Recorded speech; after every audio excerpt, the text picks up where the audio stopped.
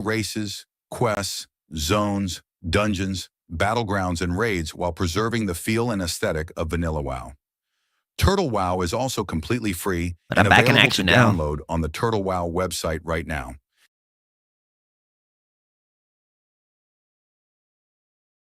We'll probably get some more people to join us now that, you know,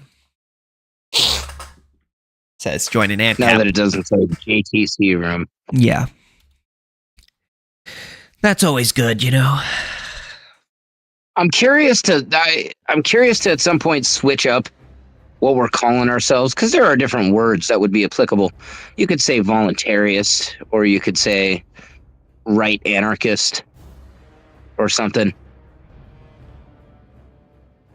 I feel I'm just curious what the difference would be in terms of like people joining and free market anarchists. Say again? We could say free market anarchists. Oh, you think right anarchist brings to mind what?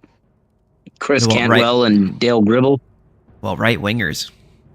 That's what it would bring up for me. Well, how do you define a right winger? A person who's on the right. Yeah, but what is the right? See, there's different versions of what right and left mean. If going by the economic spectrum, where at the right you have individualism and at the left you have collectivism, then Ancaps would be at the furthest right. When people say right wing, they mean like Republican types. You mean cultural conservatism, the cultural spectrum. Mm-hmm. And Ancaps can be anywhere on that spectrum. KingSithis is now live streaming World of Warcraft. Yeah, but I feel like when people think of the right wing, they think of people like Ben Shapiro and like people in the Republican Party.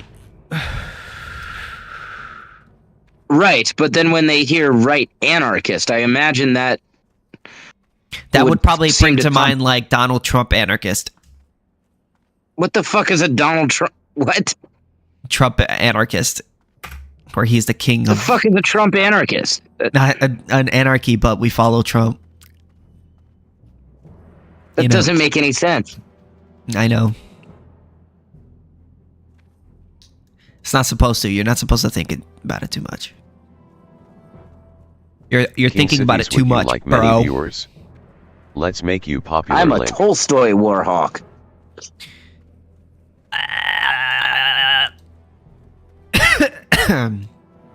Someone's just gonna clip that of me going. No, me saying I'm a Tolstoy warhawk. Somebody will make it so I just hear later. I'm a warhawk. But luckily, I'm not that popular. What if tomorrow you wake up and you have 5 million views on your newest upload? I would jump up and down for joy. And you have 10 million comments that are talking shit. All of them. Shit. That's what I would expect, because that's what most of the top comments that I get on my TikTok. They're all just about how ugly you are. And they're mostly just like, oh, you stupid Ancaps don't know anything about anything. The criticisms of anarcho-capitalism are often like just disappointingly dumb. A lot of the time I just hear like, you guys are idiots. That's kind of what I mean. Like, it's often not really an argument. I wish they would just... Sometimes, occasionally they will. I mean, sometimes we find them in here. But it seems like more often it'll be dumb shit like that. Your Ancaps are stupid. Ancaps are the most stupid. Or, like, the slightly better version is they'll give scenarios, like doomsday scenarios, and just no ambiguity, just absolute certainty, You know that if there wasn't a government, then one corporation would take over everything and become the global government, right? One firm to rule them all. That's basically what they say. You know that with no government, there would be no money, right? Yeah, bro. There's no such thing as a decentralized currency. You know that without a government, we would just get conquered by China the same week, right? You know that if you legalize drugs... it's just the arrogance of that. if they were to say what prevents China from taking over, or yeah, like what prevents China from taking over, that I would completely like understand and agree with that. That I'm not saying I agree. Like I don't know the answer. I know the answer. You know I know the answer. I wrote the fucking book. But, yeah. Good book. Like if I weren't like a deep rabbit hole Ancap, that immediately obvious to me. You know, if I go back to the KingSithis, then that would be a legitimate question for somebody who's only ever thought within a framework to have, and I don't blame them for having it. But what prevents China from invading is a very different kind of person than China would just take over immediately, right? You see the difference? It would never work out because it will become government. That's what I like. It's always like the arguments like, it's just inevitably going to turn into government. Don't you know that? Yeah, you need government. You need government because without government, you would have government. Yeah, bro. So we need like our government to be over so that like a bad government won't take over. You know, we need our government. Oh, bro, I can't wait for my editor's working on my legalize all drugs video, and I can't wait for it to come out. Also, I'm putting my finishing touches on a new script that I just wrote, and this one is like autistically long as fuck about landlords. And I have a little suggestion that you might try, just experimentally. Yeah. For your videos, just try this with one video. You don't even have to post this version. Just try to do some drafting doing this technique. Instead of writing yourself a whole script, just give yourself bullet points and then let yourself talk about those bullet points naturally.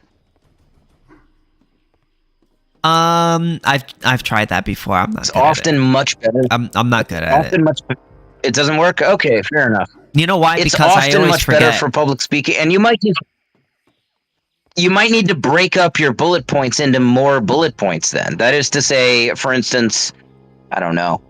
Okay, let's say it's a video that you're doing about, what's the one you're working on? Landlords.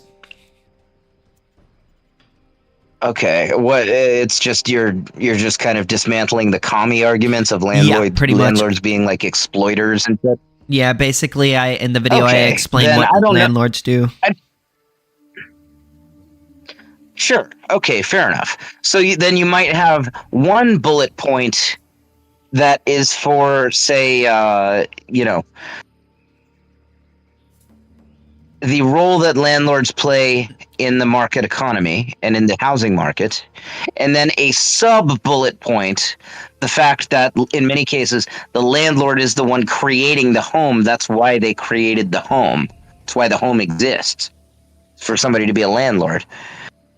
So you know what I mean? So all of the points you need to make, all of the actual meat of it, you put into bullet points. It can be a lot of bullet points. But you put into bullet points and like sub-bullet points.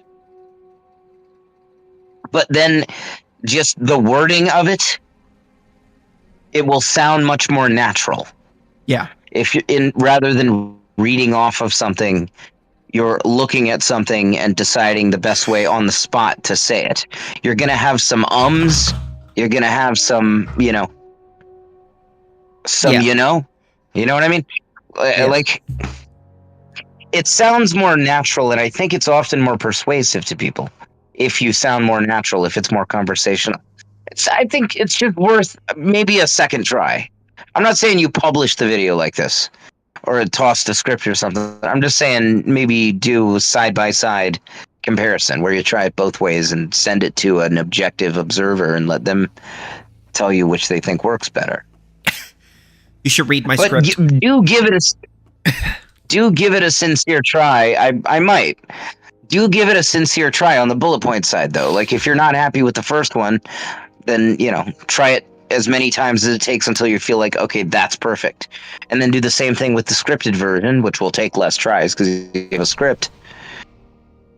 and then send, both of those to an observer or two and get their opinion. Not me, because I'm the one who suggested this, so I'm biased. Yeah. You probably want me to do it because you want me to have good videos that you want to watch, because you're a fan, I'm sure, and watch every single one of my videos, right? They're not aimed at me. You're saying arguments I know. In some cases, you've probably heard some of them from me. Nah, all of my videos aren't aimed at Ancaps. They're aimed at people who don't know anything about Ancap. Why do you attack innocent people Exactly. from the Alliance in WoW? Like, why am I gonna watch Ancap 101 stuff other than maybe to, like, give you feedback or something? That's the only reason why I send you my videos, is for feedback, is because I want Ancappers, like, what do you think? Did you think I did a good job? Blah, blah, blah, blah. They deserve it. They deserve it. Do you want feedback or do you want praise? Do you just want me to tell you, good boy? Yes. But no, obviously I want you to tell me whether or not you think it's good or not. Obviously, like, Verbal doggy biscuit. If I made a good argument or if I made bad arguments. I mean, I could have made bad arguments, Let's see. What have I watched? I know I've watched your minimum wage one. That's the best video. I feel like that's my favorite video. But actually, now that I think about it, I actually really like my LTV video a lot, because I feel like it debunks socialism like pretty hard. Candace Owens versus Tim Pool? What's going on? A shift in the political leanings of a generation for the first time in history is now in dire straits. Their leader and founder murdered, and prominent pieces of human trash. My LTV video is really good. I love my LTV video. I was dunking on the LTV for like... Here's the idea. Remember when I was talking to the communist the other day? We were talking to the communist about the, the differences between personal and private property and stuff like that. And then You mean last night? Yeah, last night. Yeah. And then, that was actually the video that I read that script from. Oh yeah, it was like sad. I felt like he left just kind of like deflated, and these things aren't just lunch. He was probably just tired. Maybe I had just given empirical refutation of the premise that without government you can't have private property. Mm-hmm. And then he just, I don't know, he sounded deflated. Maybe he It's got like weird some how sad news. people get. I've only seen this with ANCAP. Maybe that's because I'm in ANCAP. But specifically with anarcho-capitalism, certain people that are against it, they get very emotionally attached to the idea that it's not workable. For one reason or another. Like, I feel like it's one thing to say, I think anarcho-capitalism can work and stuff. It's just, I have values that it's not compatible with. Or something like that's fair, but people get very invested in it being impossible to do, to where if you can address like more of their objections, Cutting out. I said in many cases with folks, you'll find that the more of their objections you're able to answer effectively, the angrier they get. Yeah. That's weird. That demonstrates they're emotionally attached to anarcho-capitalism being unworkable. Well, because that's I just think a weird the issue thing. is people want, you gotta understand what socialism promises, right? Like, it promises a world, a post-scarcity world where people can live in an abundance and beauty, and there can be no the workers owning the means of production. It's almost like some people just like the idea of that more than the fact. But I wasn't even just talking about like commies and shit. I was talking about like just everyday stater tots. Or statism. Very I mean, that could apply to statism too. People are just so attached to the idea of statism, and they just like the idea that if their people were in power, the world would be right as rain. If only they got their people in power. notice, however, my criticism is not just now anyway. My criticism was not that they stay attached to their statism or their communism or whatever it is. It's specifically their emotional attachment to anarcho-capitalism being totally unworkable. Like, if you refute the premise that it would be just disastrous chaos without a state and or without socialism, then they get mad at you. That's weird. It would be one thing if they just said, yeah, I guess that makes sense, and I guess that could work, but I just like government better for this reason and that reason. That would be a very different thing from coming up with more and more objections and getting madder and madder the more of them are able to be effectively answered. Yeah. Do you understand the difference? Yeah. So people, it seems like the idea of anarcho-capitalism, they almost want it to not work. Not almost. They full blown. They all the way want it to not work. Yeah, and it's weird. I mean, it's like, okay, for example, if I came across a communist who magically was able to answer the economic calculation problem and was able to answer all of my other objections that I would have to communism and prove logically and or empirically that it is workable and it can bring about prosperity for a society, then I may well still not support it. But I hope they could do that. Does that make sense? Yeah. I don't want it to be not. I even want ideologies opposite to mine to at least be workable. Hey, what's up, Scania and Mio? What's going on, guys?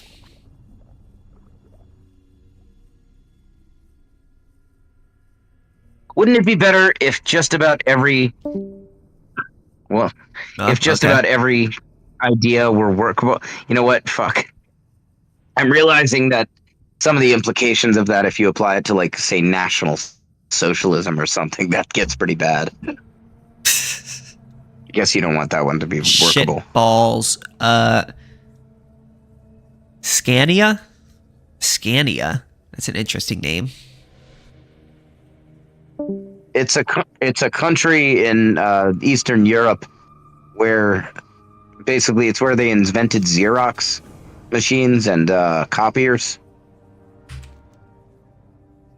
Yeah? Wow. Scania, you know? What is this? Razor Fen down. Ambassador Melkin's head. Alright. Fuck, bro. Why isn't anybody joining? This kind of sucks.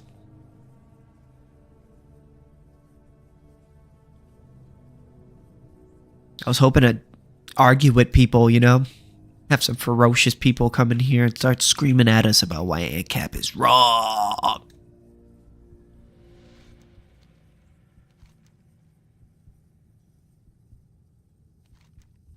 You know, there's one point people don't bring up much for being one of the only objections to anarcho-capitalism that's actually true. Which is the animal rights points. By the way, I don't support the idea of animal rights. Yeah. I do not want people to be stance on this, warrior, viciously cruel to animals and torturing them and so on. I'm working on it. And I think it is true that in an anarcho-capitalist society, there will be no construct of animal rights whatsoever. It will probably be legal to do the most horrible, unspeakable things to animals. Assuming you're the owner. And yes, but that's totally doable. It's very easy to own animals.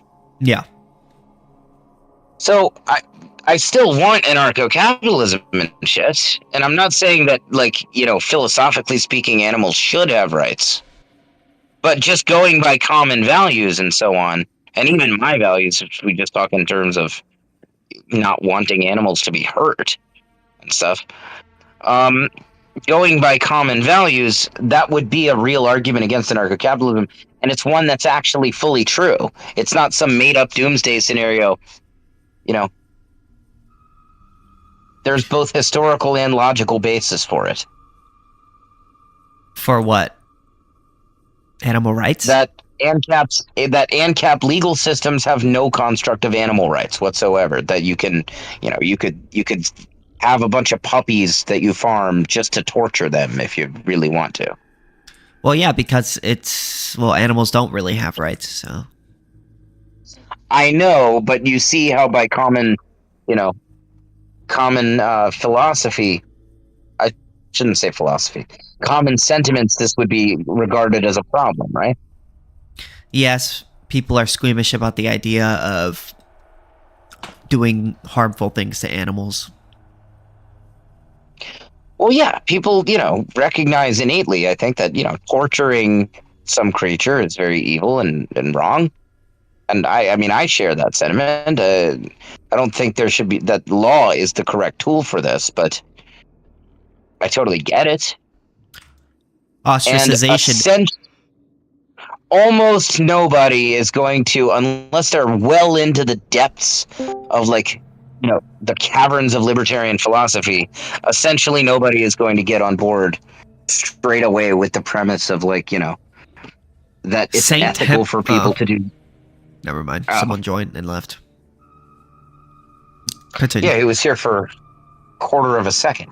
Anyway, most people will not hop on board the train of, that it should be allowed to do whatever you want to animals, no matter how cruel, until they're well into the depths of libertarian philosophy and they're familiar with market ostracism and shit and other means by which most people, we're not going to be able to very quickly get them out of the framework of something being bad means that illegal is the correct solution to it. Well, the thing illegal is, means illegal means the bad thing goes away. Is the template most are operating within. I think that's probably pretty hard to break people of. maybe we should wait. Maybe we should not talk about that until last. You know what I mean? Get people in other ways.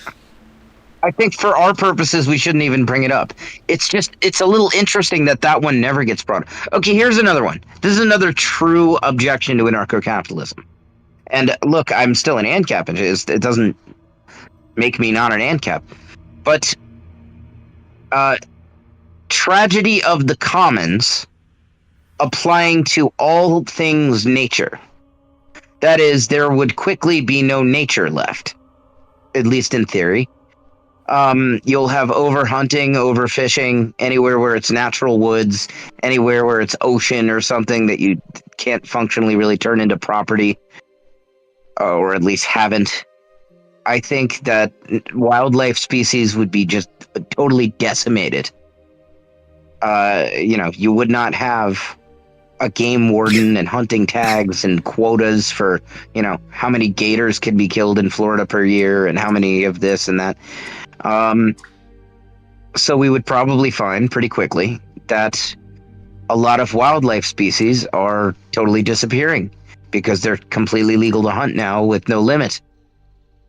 And frankly, that one I don't even see social ostracism and economic ostracism doing anything about. Maybe because people just don't care. Now, the one thing, you could also say that all of those species become totally legal and functionally unregulated to farm them. You can now farm, Siberian tigers and shit. So we may not have a shortage of the supply of that animal. It just won't be wildlife you can go out into nature and see. If it's an animal people want. There are also many animals, I think, that they are wildlife that stand to be wiped out for, whether deliberately or as some byproduct or something. And they're ones we don't really want. We don't farm, coyotes. I don't know if coyotes play some important role in the ecosystem or some shit. Maybe. I don't know. Hello. Coyotes? You just call them coyotes? What? Yeah. I grew up here in Coyotes. Coyote. What's going on with you, Drifter? Not much. Actually, can I ask you a dumb question? I just saw a commercial earlier on TV I don't know if you guys love The Price is Right, but I don't know. You ever been sick from school and that's like the only thing on, right? Yeah.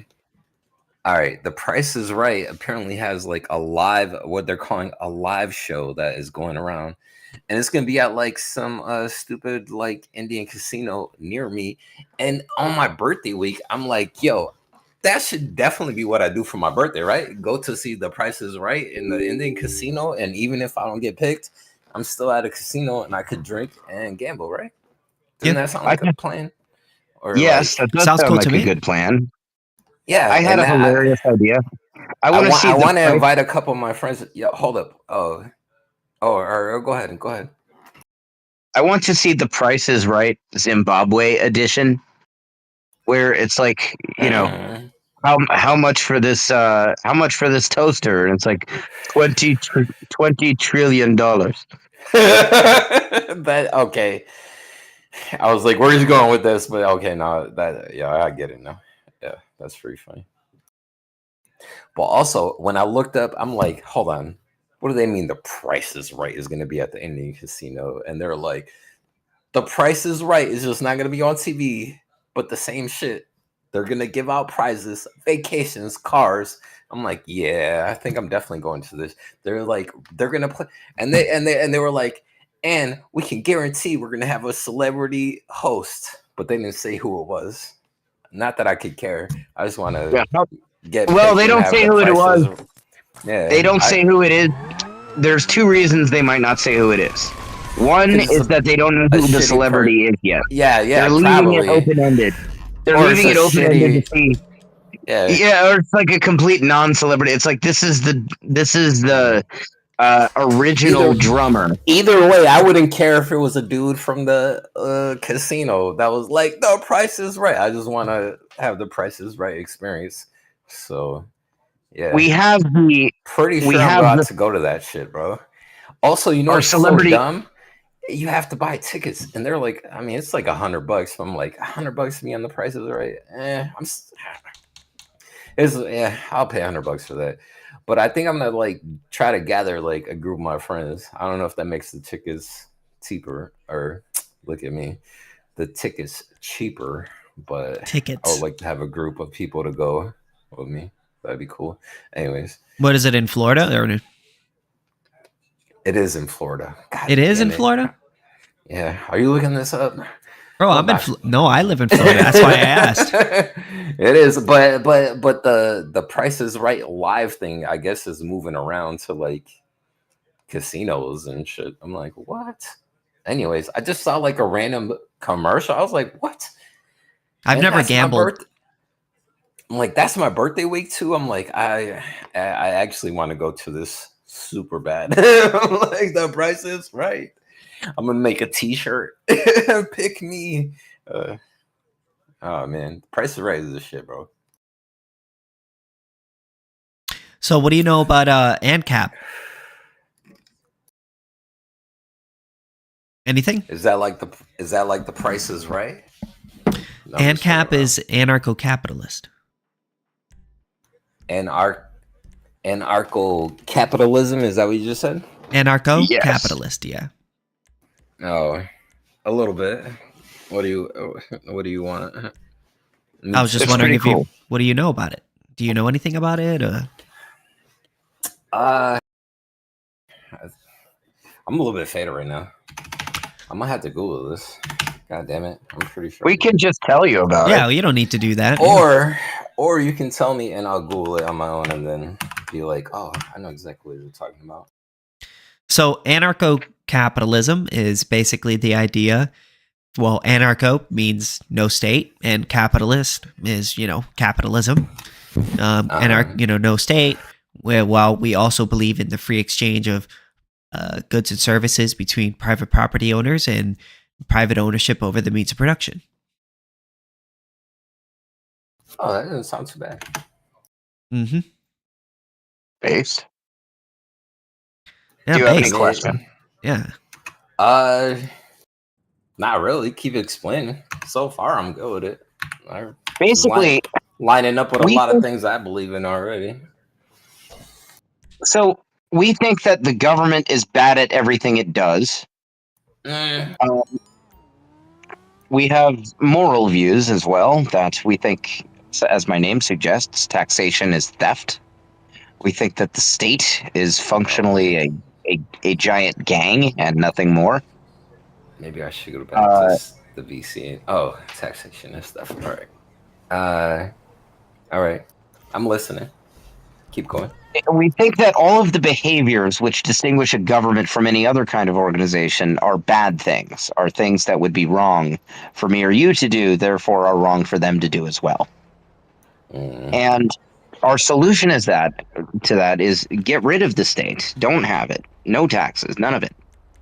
And then instead, let all demands that have a greater benefit than cost be provided on the free market. In fact, the only things a government can do that the free market can't do are things that have a greater cost than benefit.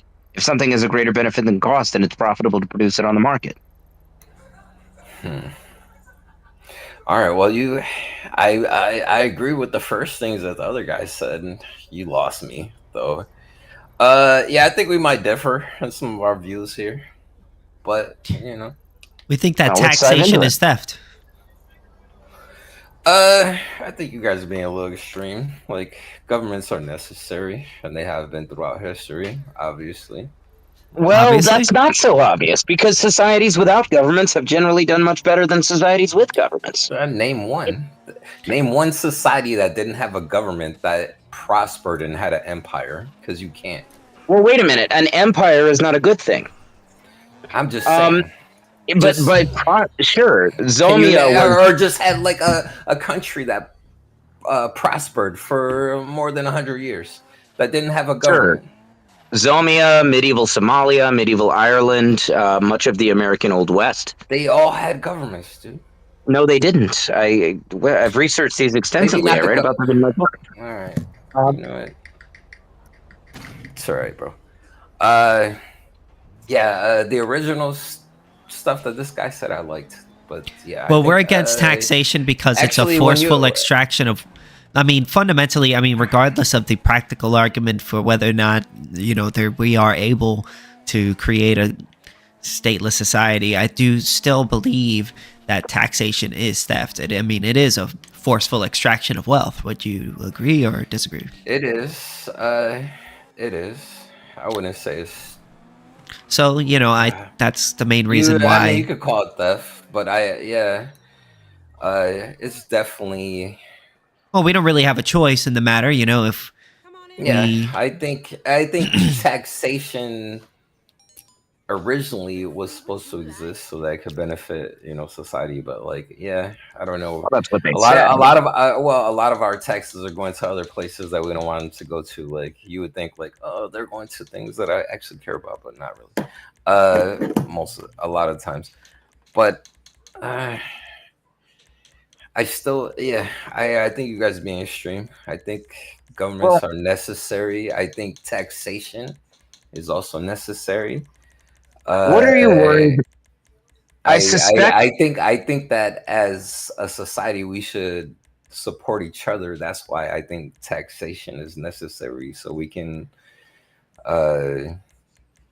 what is the word I'm looking for? So we can distribute things more evenly to society, So taxation, but we're not doing that right now. Taxation, even conceptually, even in its best form, is not like the people of society supporting each other. It's not even close to that, and it can't be. Why? Taxation is, in literal terms, one organization within society forcefully taking the money away from everybody else within society. It's a redistribution from the many to this political apparatus, this ruling regime. That's inherently what it is by definition. Now, what actually is, I think, the people supporting each other is the market, is the free market. On the free market, you benefit yourself by benefiting others. And the amount that you benefit yourself, how nice of a house you can get, how nice of a car, and so on, directly reflects how much benefit you can provide to others. The more benefit you can provide to others, the more benefit you get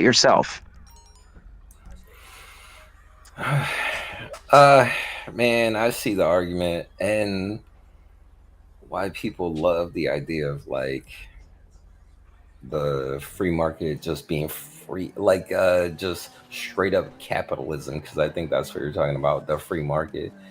But yikes, bro, that's just as bad as just being straight up communist.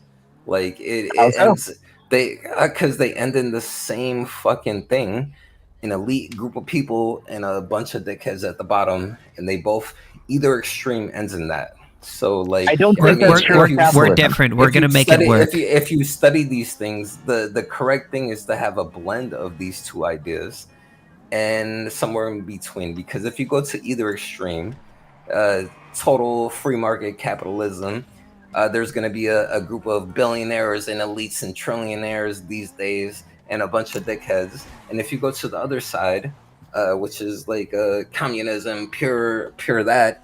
I mean, they try to redistribute everything to like society, but there's always going to be an elite that controls everything, so it ends up the same Yeah, on but the either fucking political elite. spectrum.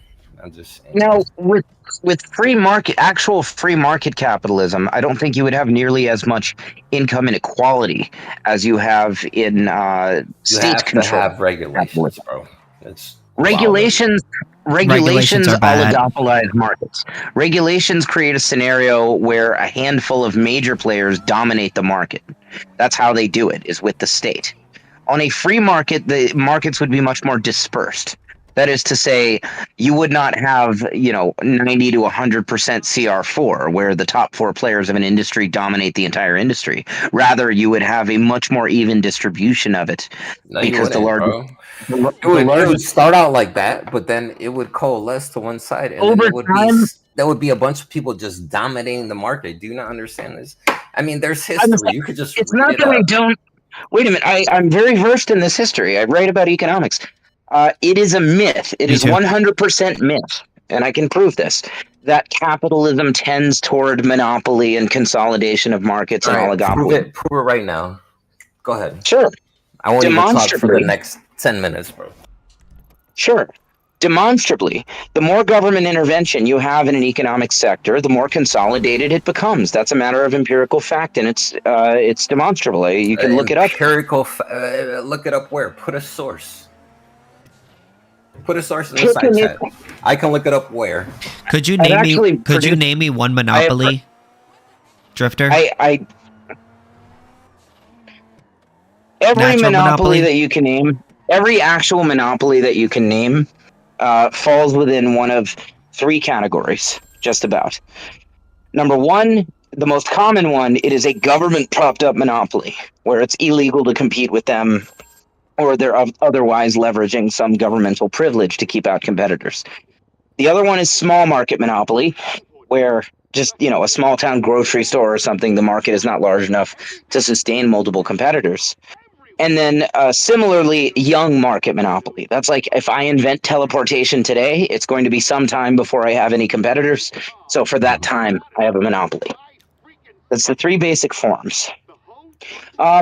What people sometimes cite when they talk about historical arguments in the direction of capitalism tending toward monopoly typically are not actually monopoly. That is, for instance, Standard Oil. They pretend oil was a monopoly under Standard Oil. That's not true at all. Standard Oil didn't nearly have a monopoly. They had large dominant market share. That's absolutely true, but that's very different from monopoly. What makes monopoly interesting for economic purposes is that you're not bound in price to competitive forces. You're bound only to the elasticity of the demand. Standard Oil was not simply bound to demand elasticity. They were bound by competition, and accordingly, their prices were ridiculously low. Now, Standard Oil falls within the category of young market monopoly. Oil markets were new at the time, relatively speaking. Over time, they would have had more and more competition, as tends to happen with large and growing markets.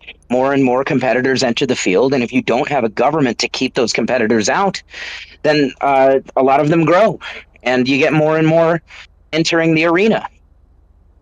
The largest of players on a free market face diseconomy of scale, where up to a certain point you have economy of scale. Your cost of production per unit decrease with increased scale, leveraging things like bulk discounts and so on. That's true. But those discounts only get you so far. It's not like you can buy 10,000 pounds of steel for 1 cent per pound. It wouldn't be viable for the steel producer. So you can only go so far with any discount. And then past that optimum efficiency point, you get diseconomy of scale, which is where you have increased layers of separation between upper level management and lower operations, more moving pieces bumping into each other, perhaps literally. Bottlenecks in production processes become far more amplified and pronounced. And the costs of production per unit actually begin to increase as you scale up production. Now, on a free market, companies that are larger than the diseconomy of scale points that hold disproportionate market share would be outcompeted in price by their smaller competitors. That doesn't mean tiny mom and pop shops. It just means smaller. But the situation we have right now is such that those giant mega corporation type firms are able to lobby to create regulatory agencies, and look up the origin of essentially any regulatory agency that regulates commerce in the United States, and you will find the largest players in the industry they regulate lobbied for its creation. And this is why, because it allows them to keep out their competitors or to impose onerous costs on their smaller competitors that hinders the diseconomy of scale phenomenon from giving the mega corporations a disadvantage. They also can leverage an ocean of patents and limited licensure, and they can externalize their own inefficiency to the taxpayer in the form of corporate welfare and so on. So, all that said, we have a situation right now where markets are artificially oligopolized.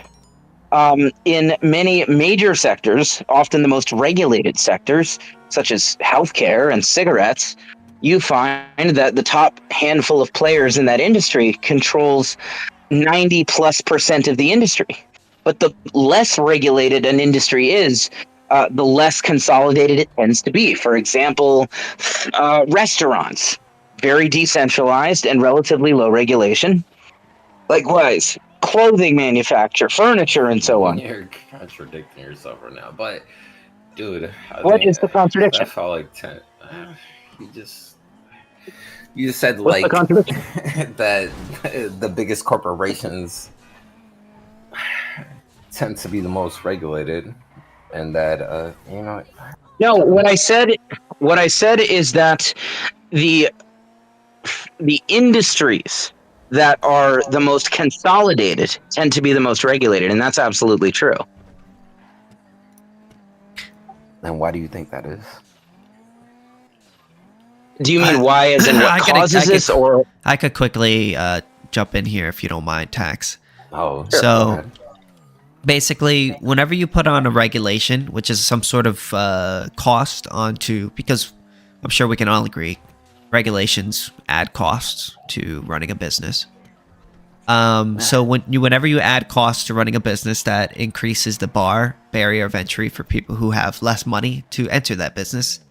And the more regulations that you add into that industry, the higher the amount of the higher regulations you see in that industry, the more harder it is to get into. The cost of doing business. Yeah, exactly. So that makes it so that there's less businesses able. That makes it so that there's less businesses able to get into the industry, right? So whenever you have, if there's a high band, if there's barriers, the idea in general is good. Yeah. So for instance, like if you look at like NBA players, it's harder to be an NBA player than it is to join a football school league, right? Because the barrier to entry is much more higher, correct? To join a what? The NBA versus the NBA, but to join versus like a high football? school league or something like that, right? Obviously, like one is much more harder to do, and the reason why is because there's a barrier to entry to enter that is really high. You have exactly. So it works kind of the same way, but with money, with regulation. Well, that was a terrible analogy, but I understood it. Well, it's not terrible if it helped you understood it. I mean, I understood it before you said that terrible analogy, but yes, I get it. So whenever you regulate a lot, you have more monopolies within that industry because it's. But regulations are I mean, you have to have regulations, though, right? I understand, Not like, from a state. hold on, let me fucking say what I have to say. God damn it. I thought you did. Like, I understand over regulation, like, oh, there's too many rules, but regulations are fucking required for industries to perform at a a good level that's optimal and safe, right? Most industries, right? Like you would, I mean, because like Could you name me one no, regulation that's hold on, necessary? no offense, hold on, no offense, but like taxation, it sounds like he's arguing for no regulations at all ever. I'm arguing for that let me too. let me clarify what I let me clarify what you I do have to argue have for. regulations, right? Like No. Before you put words in my mouth, you have to have hold on. safety standards. You have to Nope. have things that make Before you, Oh wow! you're putting words in my mouth a little bit. Let me say what I actually do advocate for. I don't want Jesus government Christ. to be the. I couldn't even I don't want. fucking talk for fucking 5 minutes before you guys enter. You know what? Go ahead, man. And now go ahead. I don't want government to be the purveyor of regulation. I think it's a completely corrupt and inefficient tool for Who doing should that. be the purveyor of regulation? I was just then? I was Should the just going to industry answer that. regulate themselves? Because that never fucking So works out ever, bro. it They works do. every day. It works Oh, every It it works day. works all every around us day. every Oh, day. let me So for investigate example, myself. Oh, I'm not no, guilty. That always it's not works like out. that. Yeah. That's what the Come state on, not bro. how it does. works. That's not how it works. You have to have So a third party that has yes, third party, and that third party shouldn't be the state. observation over industry Yes, to I agree. have I agree. regulations be I agree, but that regulations, doesn't. bro. I agree, but it doesn't have to be coercive, and it doesn't have to be the state. So, for an example of this, Where I do would you refer think to the. this organization is going to come from, and I was how just can going to we answer that. and how I was can just going to you? Hold answer on. that. Let him go. Well, Let him go, Drifter. dude, I was about to answer that. you were about So to answer that. You don't even let me finish what I'm saying, bro. But you're I about to know what answer the that. obvious. I know what the obvious You already question know what is. I'm So gonna. You already know what I'm gonna say. Yikes! That is so annoying when people say shit like that. I already know what you're gonna well, say. Do you? you were interrupting me, Dude, but I you know what were the obvious question interrupting would be. me. Are you fucking Drifter. serious? Calm You literally down. Let's calm interrupted down, me. man. Calm Both of you down. interrupted me when No, I I'm just saying, fucking said I would stop for 10 minutes calm and I let you down. talk for 10 Well, you fucking should no. let him I let finish. you It's a talk for debate, 10 not a minutes. monologue. LOL. I'd like to get out what my system actually is. Okay, or not.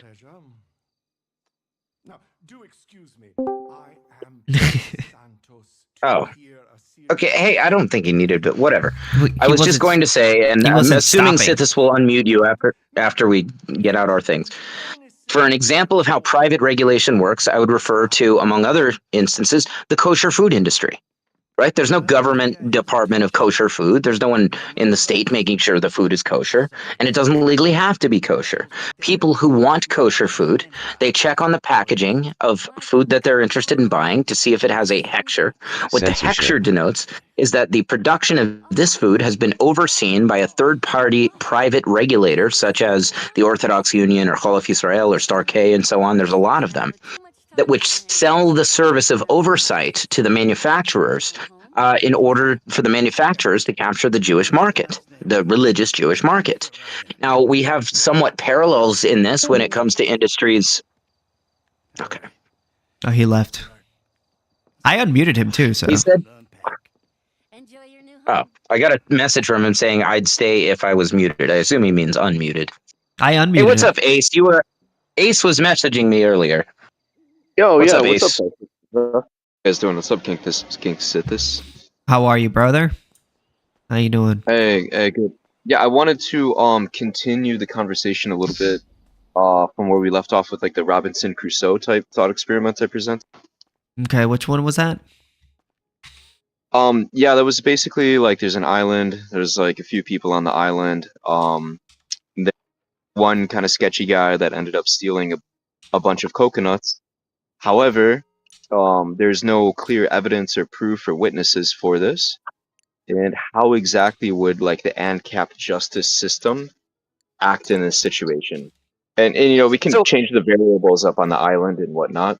But yeah, there's no pre-agreed upon like judicial arrangement, no insurance companies, none of this, just like pure ANCAP in theory, right?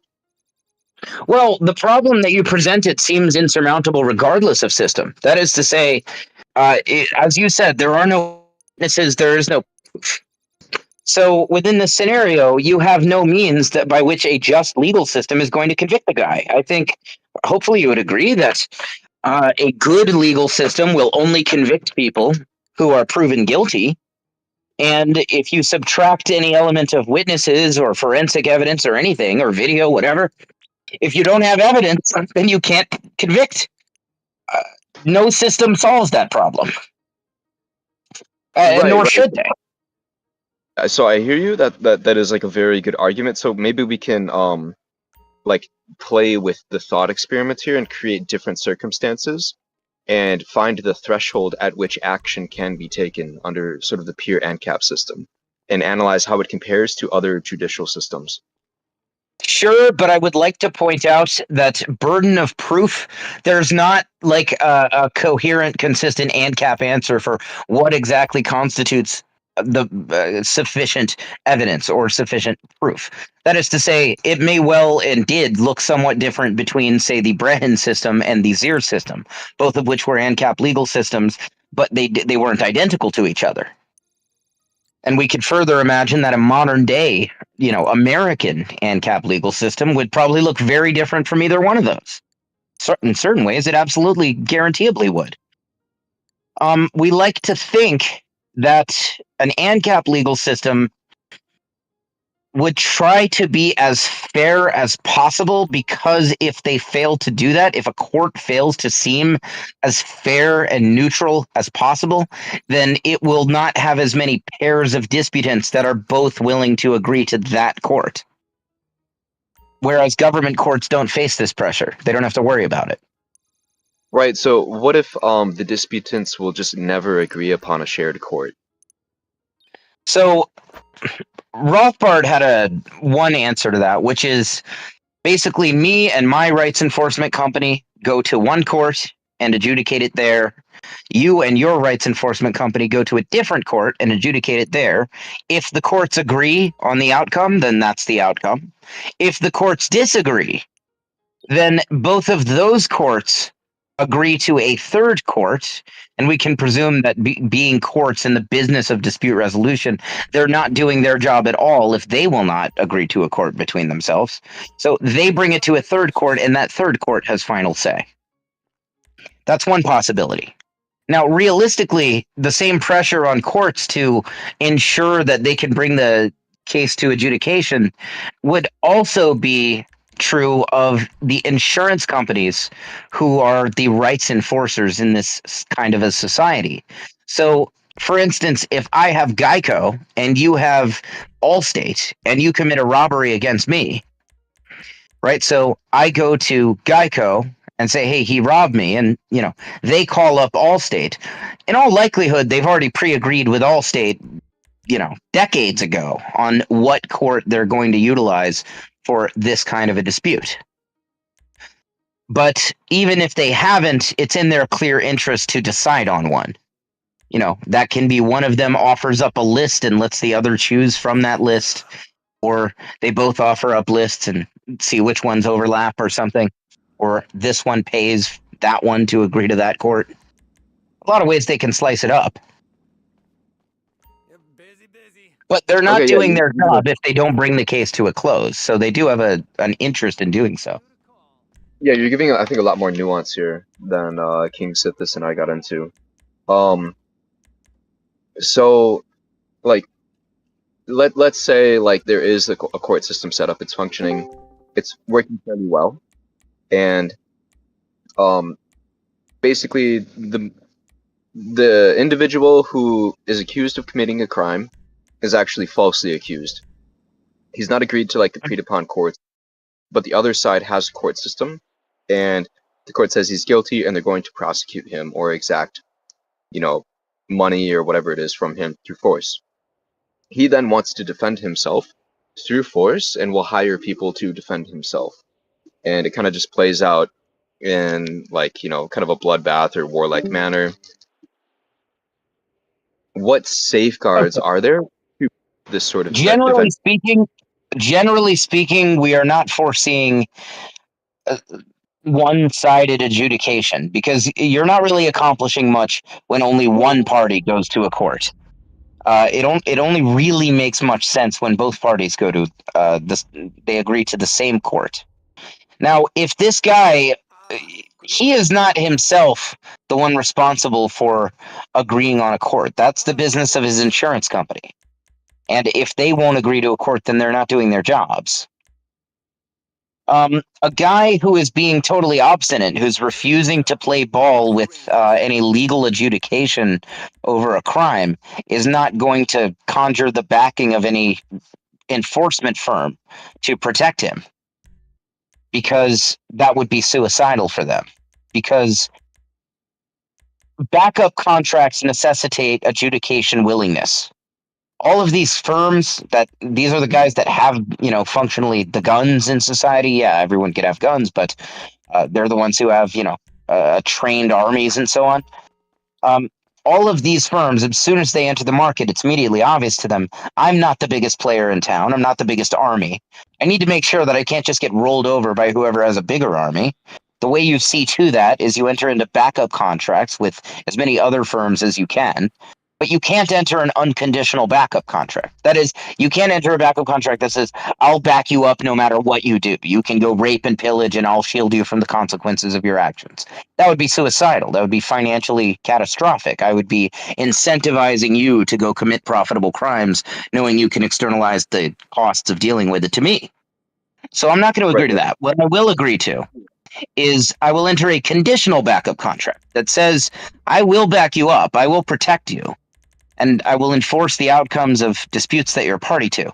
But you have to do everything possible to avoid escalation of physical violent conflict. That means you have to be willing to agree to a court, and then you have to be willing to abide by the outcome of adjudication. And any falling off from that standard, you don't have my backup. Both of us, in both directions, our contract stipulates this. And this is true across all of the backup contracts and across all of the networks of backup contract arrangements.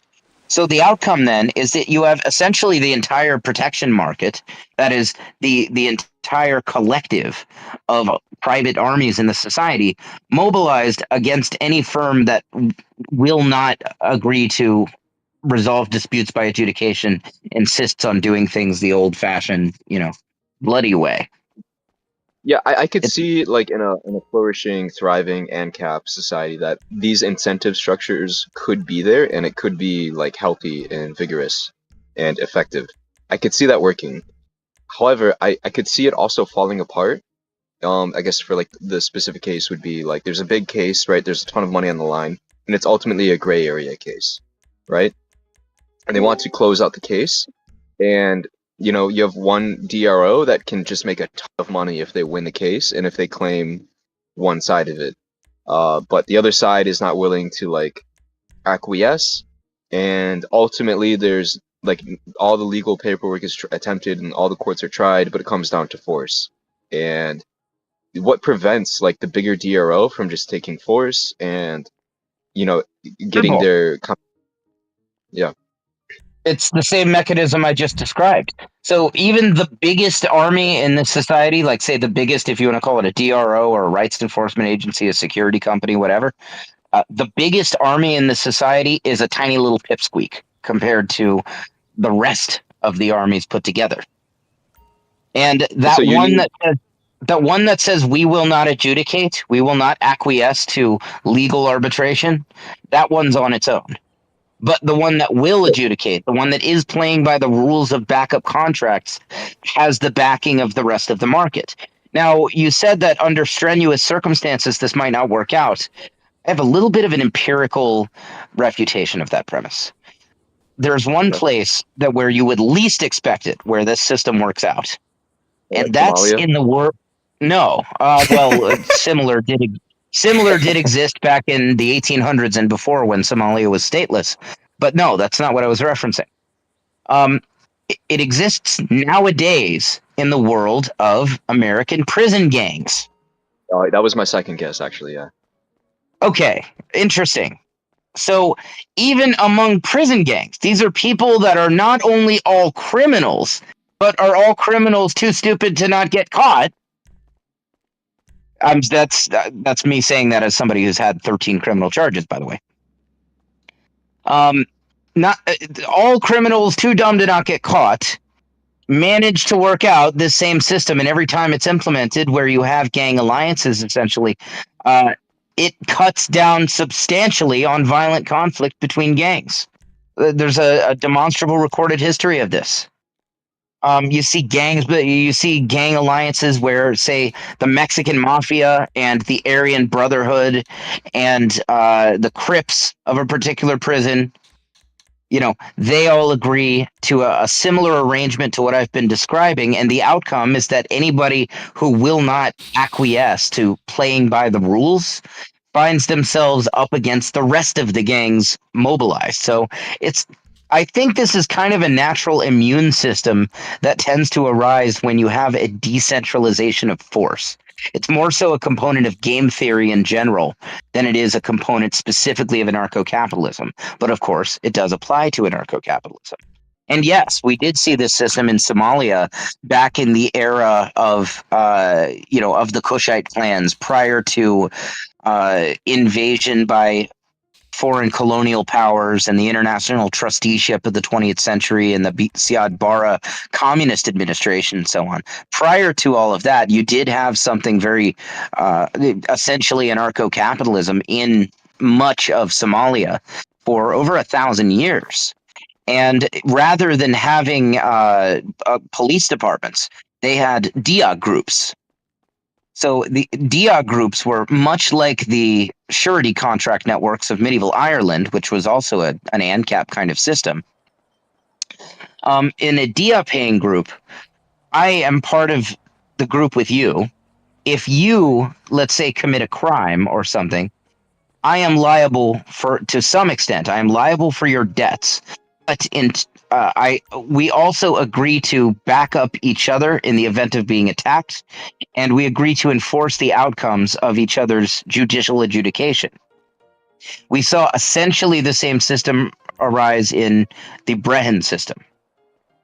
As it's just kind of an enforcement mechanism that tends to pop up. We also saw this in not just the kind of domestic dispute realm, but also in warfare realm in terms of the war bands, which were like the private clan-based armies of medieval Somalia.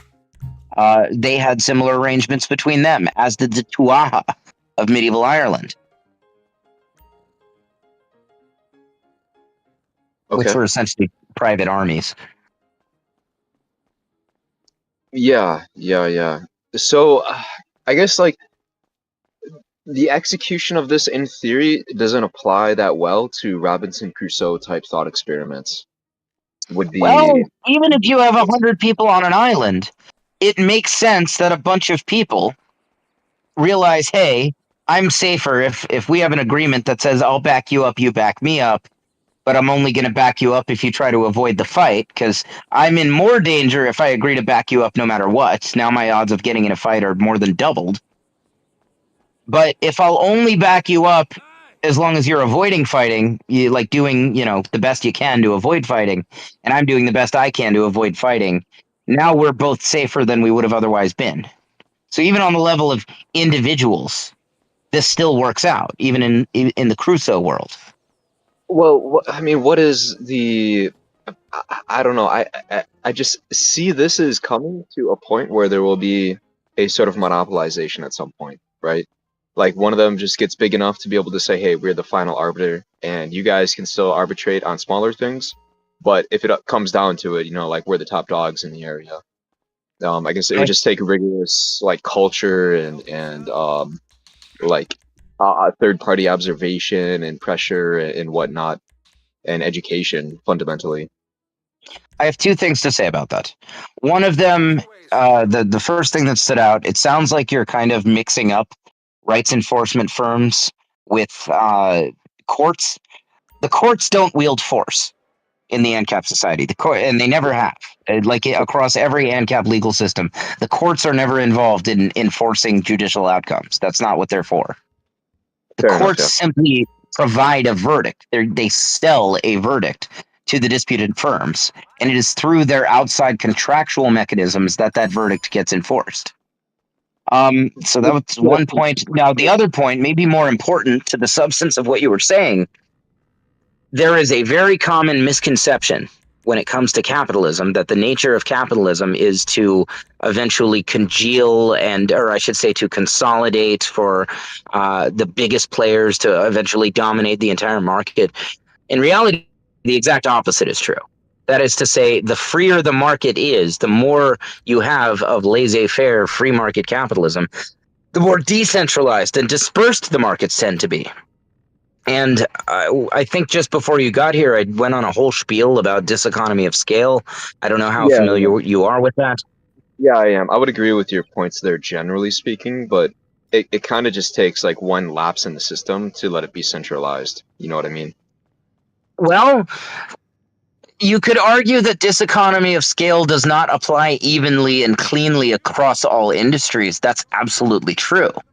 However, the industries where you'd say they have the highest diseconomy of scale point, where diseconomy of scale may say conceivably be far higher than the size of the industry, would be industries that you can, to the greatest extent, leverage bulk discounts and so on, and where they have the smallest of scaling up costs.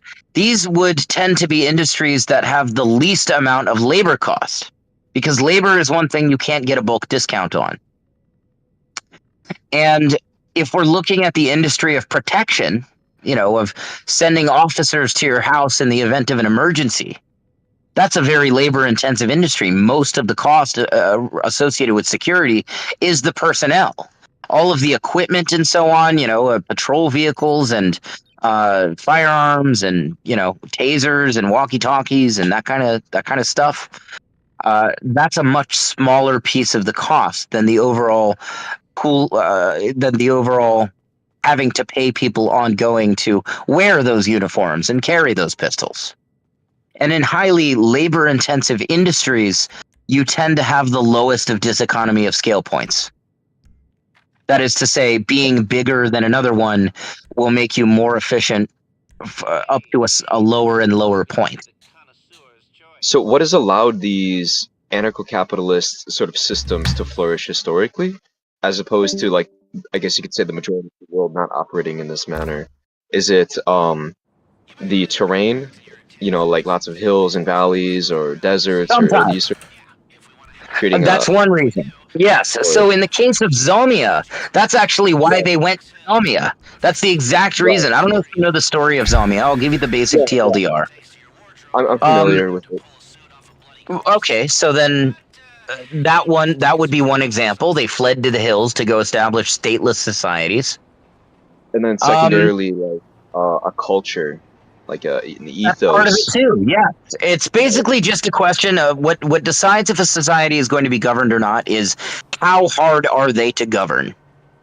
And that it could just be that they're beyond the reach of your military because they're way up in the hills and shit. And that used to be a much bigger deal than it would be now. It could be that these people are adamantly against being governed, and they keep killing our guys. That has often been a huge factor. That was true for Zomia for 2,000 years. Those people fought against, the Chinese government, the Thai government, the Vietnamese government, the Burmese government, the French colonial government. Similarly, the medieval Irish, they resisted British attempts at conquest for about 520 years. Likewise, the medieval Somalis. Say again? Modern day Afghanistan. Afghanistan is a weird one. I wouldn't call them anarchists by any stretch. The Taliban is in every way a state. But they were adamantly against being ruled by white Christians and shit, or, Judeo-Christians of America. And so they did fight tooth and nail, and it was the only thing America could have done, I think, to tame Afghanistan would be to just nuke it into oblivion, and that doesn't serve America's interests for various reasons. If you're trying to conquer a society, you can't just blow them away. You have to pacify them. You have to get the people there to stop fighting while they're still alive. I imagine that nowadays, one advantage a modern stateless society could have that's not as true of the historical ones would be highly private and very efficient systems of currency. Where, for example, I realize getting there might be a bit of a kerfuffle, but imagine we had an economy where everyone's using Monero. You know about Monero? Yeah, I've heard of it. What is it again? Okay, you know Bitcoin. I'm sure you know Bitcoin. So Yes. Bitcoin is, in a sense, very government friendly. Because that sounds weird, I realize, but every transaction done in Bitcoin is all visible on the public blockchain. If you've ever sent anyone Bitcoin, then I can go on the public blockchain and say and see, okay, this wallet sent this much Bitcoin to that wallet, and if I can match this wallet to your personal identity, then I can match your personal identity to every transaction you've ever done. That means Bitcoin, it doesn't have anonymity. It has pseudonymity. And if that pseudonym is matched to you, then you're fucked if you're trying to be private. Monero solves this.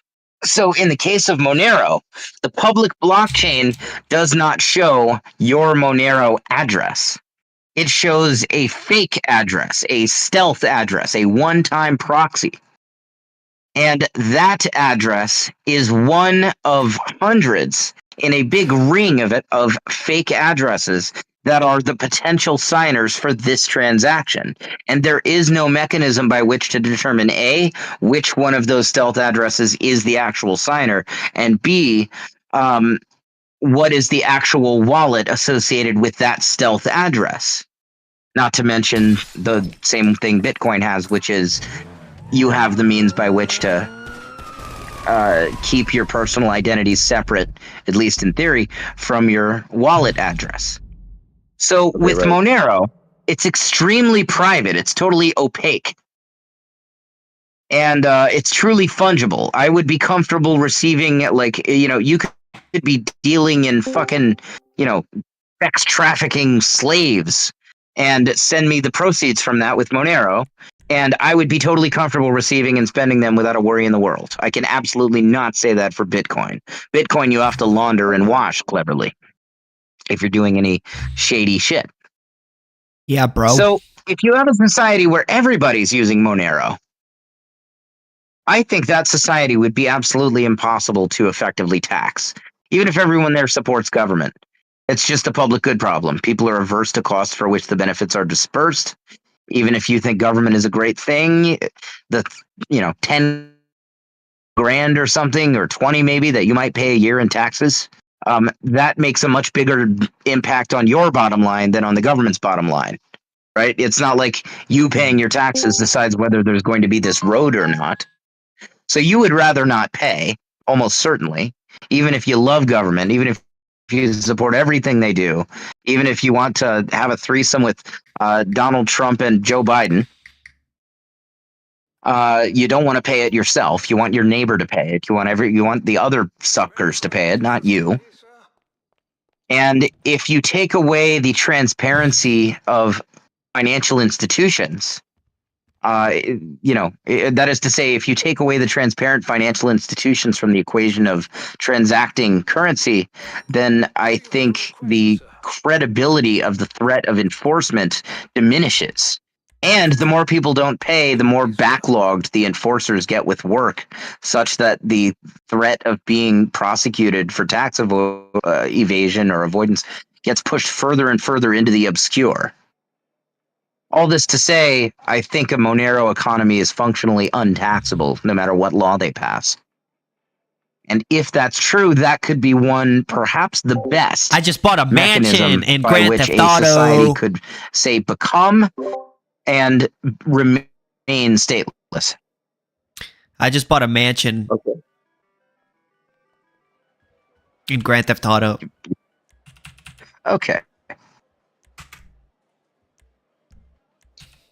All right, yeah. So I mean, you're presenting much more of like a David Friedman type system. It sounds like, as opposed to like a Rothbardian ethics of liberty type system.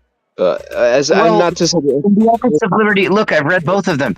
Rothbard in the ethics of. In fact, I once seduced a girl by reciting part of the ethics of liberty from across the room as she opened the book. Anyway, I gotta try that. I think you told me this before, yeah. so that was cool. Anyway, so in the ethics of liberty, Rothbard is promoting an ethical framework. Yes, he does kind of get a little bit into how it could look in practice. That's true. But what Rothbard does, and I don't dislike Rothbard, by the way. I love Murray Rothbard. Dope dude. What Rothbard does is he essentially says, okay, GTA here's sucks. what's right, and then how can we have a society that matches that? Whereas David Friedman doesn't do that. David Friedman essentially just tries to make economic analysis translate to accurate predictions about what is most likely to happen under certain conditions. So they're engaged in two totally different tasks. And as it happens, I don't think their predictions are actually really at odds with each other. I'm not aware off the top of my head of any inherent tangible difference between what they describe. It's just that Rothbard kind of speaks in terms of like almost as if the law in an Ancap society is like decided by a panel of libertarian philosophers or something.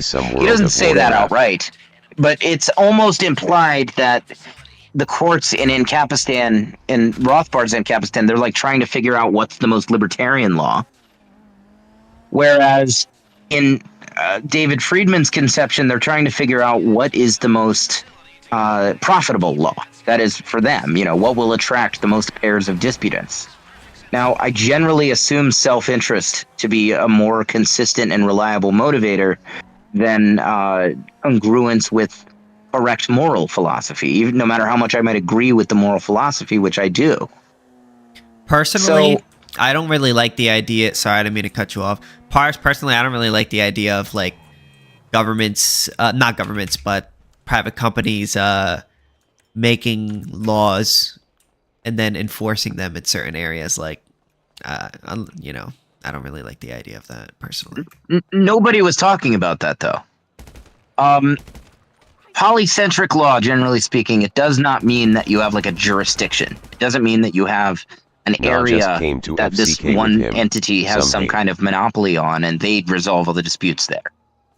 In polycentric law, the same person has access to many providers of enforcement service and many providers of adjudication service between those providers, regardless of your geography. I mean, of course, geography will make some difference. It's just like you might not be able to get Papa John's in somewhere like North Korea or even parts of Minnesota or some shit. LOL. But it's not like you have a territory where, this firm decides the law here. This would only be true. How I would imagine how it working is like they say, these are our laws and we will not protect you if you do not follow these laws. We will refuse service if you do not follow these laws. Well, people do want protection from A, false accusation, and B, people do still want protection for if they do happen to break a law, if they do happen to commit a crime. They don't want to just be able to be lined up and shot. They want to be treated fairly, at least. Yeah, if a firm says to me, for instance, if a firm offers me, okay, we'll enforce your rights, and if you steal, then we will not stop the other firm from taking back twice what you stole, or even maybe 5 times what you stole. But we will stop them from lining you up against a pole and shooting you in the head. So it seems like in this system, I mean, it leaves a lot to the imagination as to how it would actually play out. Like, what are the requisite number of witnesses? What is the requisite for the witness to be considered of good standing, and so on and so forth, right? Yeah, that's legal procedure. Yeah, so this is all very, very, very much up to, these individual companies to decide and play out, and for the market to like learn over time what is the best sort of setup, and there will be perhaps common precedents applied through different parts of the Yes. world. You would for- expect and, like, standardization, yeah. Absolutely. What Yeah, you're yeah. saying is absolutely historically substantiated. And a Right. prime example of that comes to mind immediately is the Brehen Law. So in the Brehen Law, anybody who wanted, in theory, could become a Brehen. Brehen were the private arbitrators, i.e., the private courts of medieval Ireland prior to conquest of Oliver Cromwell. Now, their law goes back thousands of years. It only became a written law in the 700 AD range because they weren't literate really before that. But anybody who wanted could become a Brehen, and they were in theory allowed to resolve disputes however they wanted, with whatever code they wanted. But in practice, they operated based on case law and time-honored precedent. And that case law and time-honored precedent eventually became written out by many Irish scholars and Brehen themselves. And they generally arrived at consensus. There were some little quirks here and there where the law might be different between one Brehen and another, or they may interpret the law differently. But their job was not to, in a given case, come up with what they think is fair for the case, so much as it was to find what the law is, what the case law is, per the Irish customary law. Right. So as it what applies to this case. characters are like working on this and fleshing out what the so-called customary law would be for like an attempt at an anarcho-capitalist society in the modern era? That would be, I think, most commonly courts. That is to say, look, at some point, you have a starting point. Say the U.S. government goes away now. We already have some private courts in America. For instance, most insurance disputes are resolved by private courts.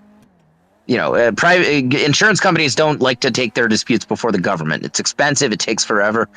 They like to bring their disputes before firms like the American Arbitration Association or the Mediation Club, right? So we already have lots of private arbitrators in America. Now, in some cases, they just totally make up their own thing based on, for instance, expertise in the industry that they primarily serve, such as insurance. And sometimes they'll derive principles from common law or from American law. Now, if the government goes away, then I imagine quite quickly we'll have far more private courts, and all kinds of things will be tried. And I'm sure we'll incorporate some elements from, English common law, and some elements maybe even from fucking Roman law, and some elements from, the existing American legal system, which has come up with many things, some of which I think are reasonable. And then sometimes they'll have to come up with new shit. Sometimes there will be totally uncharted waters, uncharted territory. So I just haven't read about this, like any modern academic philosophers or whatever that are working on this issue and like fleshing out sort of the potential applicable legal system. Say like, you have like New Hampshire, or you have Keene, New Hampshire. And like in the thought experiment, like tomorrow it's going to be stateless, right? What are like the most likely DROs and courts going to abide by? Like what sort of precedents? Like I haven't really read much about this. Well, we can get some clue from our speculation about demand. That is to say, everybody wants to not be stolen from. Everybody wants to not be raped and murdered and have their children eviscerated and all kinds of horrible shit we can imagine. So the things that everybody wants not done to them, we can reasonably conclude those things will be illegal.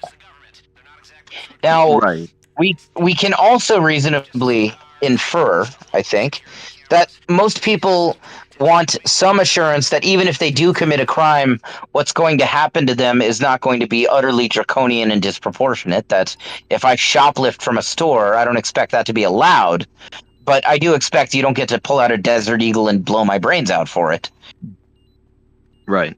So people want, on one hand, you have the demand of everybody to be protected against crime. And then on the other hand, you have the demand of a lot of people, if not everybody, to be protected against unfair, disproportionate punishment. every judicial dispute typically has both parties agreeing to a given court. So that court has to appear fair to both of them. It has to attract both of them. So some balance has to be found, reconciling the demand of people to have, convincing protection against bad things being done to them. Where it's not worth my while to come steal from you. But on the other hand, the demand of people to not be excessively punished. A nice built-in feature of this legal system, and this has been true across private legal systems, there's never a victimless crime. That is, a case does not even happen if you don't have one party suing another party for damages. In ANCAP legal systems, all law is civil law. That sounds weird, I realize. But there is no criminal law. Murder is a civil offense, you could say, in an ANCAP society. And that doesn't mean that you only have to pay a fine. It could well be way worse than that. But in format, there's never a U.S. attorney or a state's attorney or a district attorney. It's never that. The state versus such and such. That's never the case. It's always, this guy versus that guy. Or this company v. that company. Yeah, I'm just, I don't know, curious if there's more like fleshed out written work on like the modern applicability and like the modern systems and like the nitty gritty of it as well. How to prevent like, say, blood feuds are occurring and like how that will be solved amongst like DROs and courts and whatever, because it can just snowball, right? Look, I am actually writing a book about this. Yeah, we can send it to you, the audiobook. Yeah. It's not specifically about those exact questions. It's a large book, and it's more broadly. It's called Markets Without Government. And but one sphere that I dedicate a lot of the book to is the sector of law and protection and military defense. And I have a couple of chapters about just law itself and how law is decided and where the differences in the law likely reside. It's just based on the economics at play. Mm-hmm. For example, I don't think that you're likely to ever see gun control in a stateless society, regardless of, to some extent, regardless of people's ideology around it. For simple fact, there's a few reasons. One, it's generally worth more to me to have guns than it's worth to you to take them away. For a firm to offer gun control as a policy requires something far more expensive and onerous than simply protecting you from aggression in some form. It requires this firm going out and proactively policing the society and intruding on people's privacy and making sure that no one's having guns, which is a far bigger ask and far more expensive, and they would have to be able to pay for that up against the demand of all the people who want to be able to have guns. So I don't think you're likely to end up with any gun control in a stateless society, which personally I think that's a good thing. Good.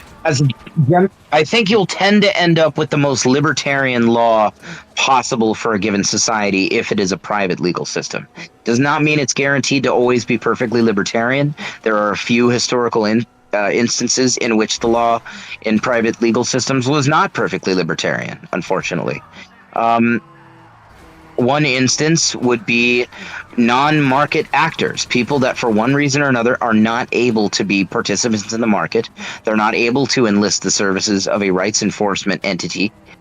And an example of that would have been Nordic people in medieval Ireland.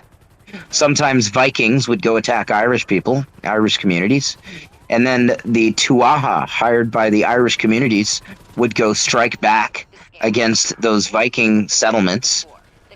Within those Viking settlements, they would conduct raids and attacks where they would kill the men, and they would bring the women and children back home with them as slaves. Now, those women and children didn't speak Gaelic, and they were surrounded by a very racist society that considered them subhuman.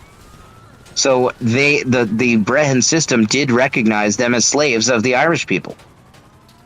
And as not, they weren't able to be market actors.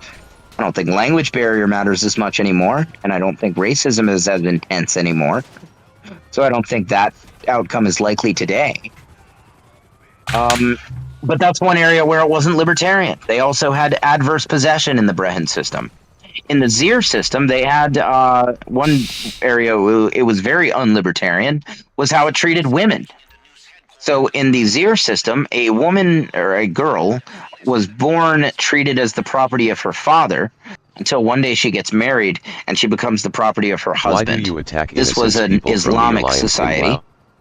Bro, And why don't I you would have say it's defensive probably the stance on most this warrior, but you have it on libertarian your main iteration of human warrior? Sharia in human history, but it was still fundamentally Islamic. So you can't expect perfectly libertarian policy from that. Mm-hmm.